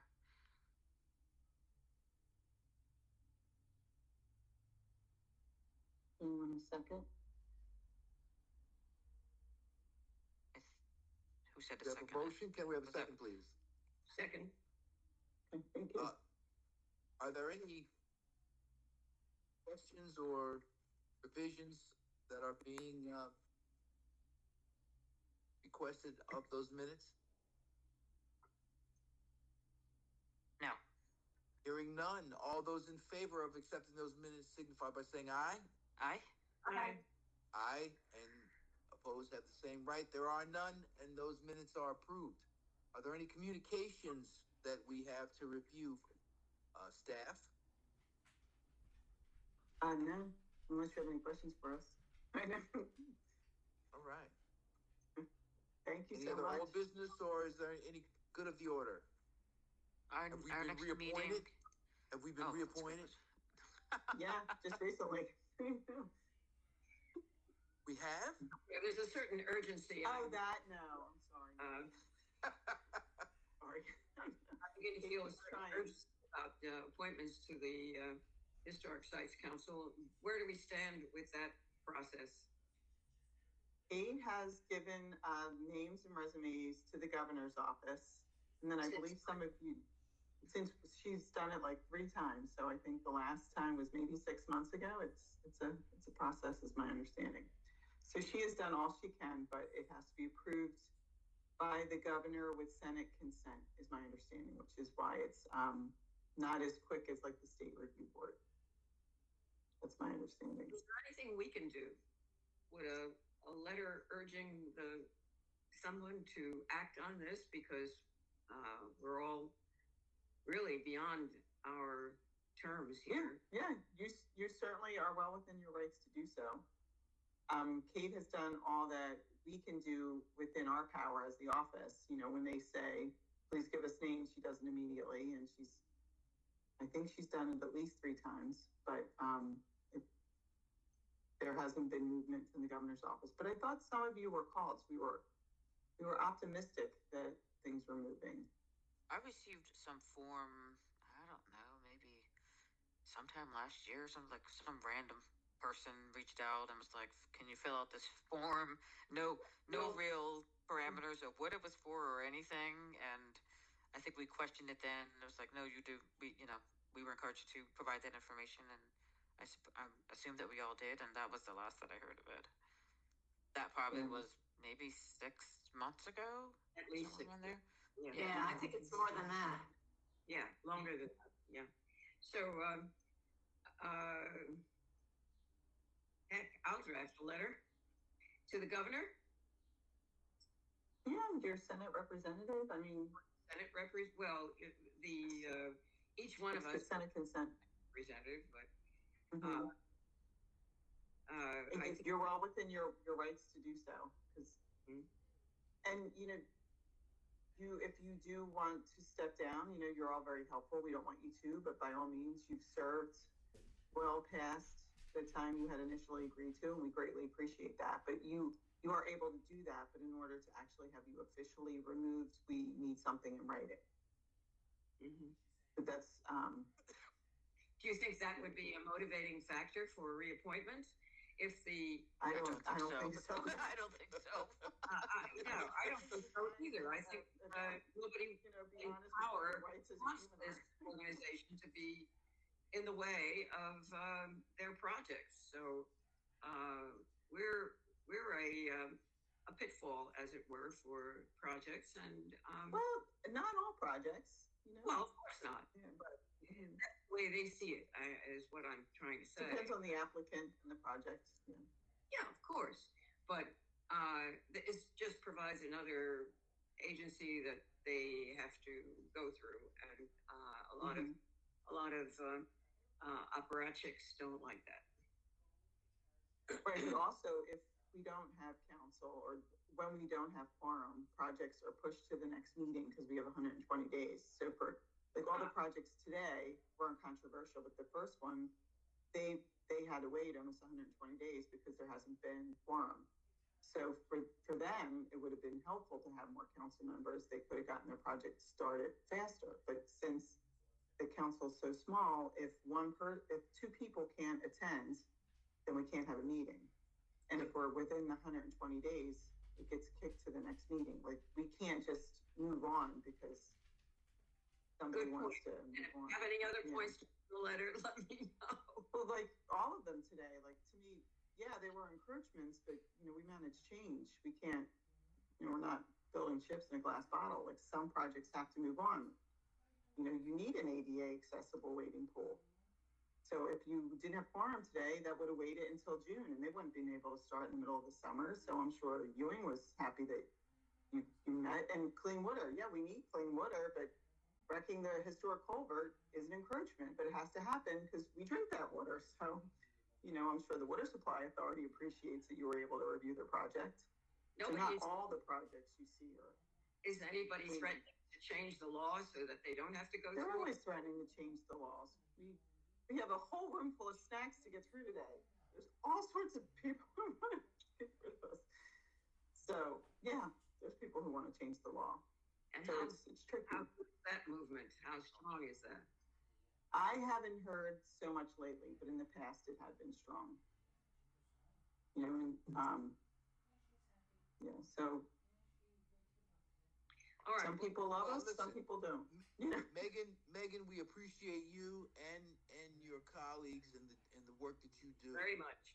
And Thank you. it's one of the things that keeps me motivated to keep doing this. Well, thank you. We greatly appreciate that. And we Is appreciate there any your other time. business? Any other good of the order? If not, I just asked, Oh. can we confirm what's the next meeting date? The next meeting date is June, let me see if it's on here.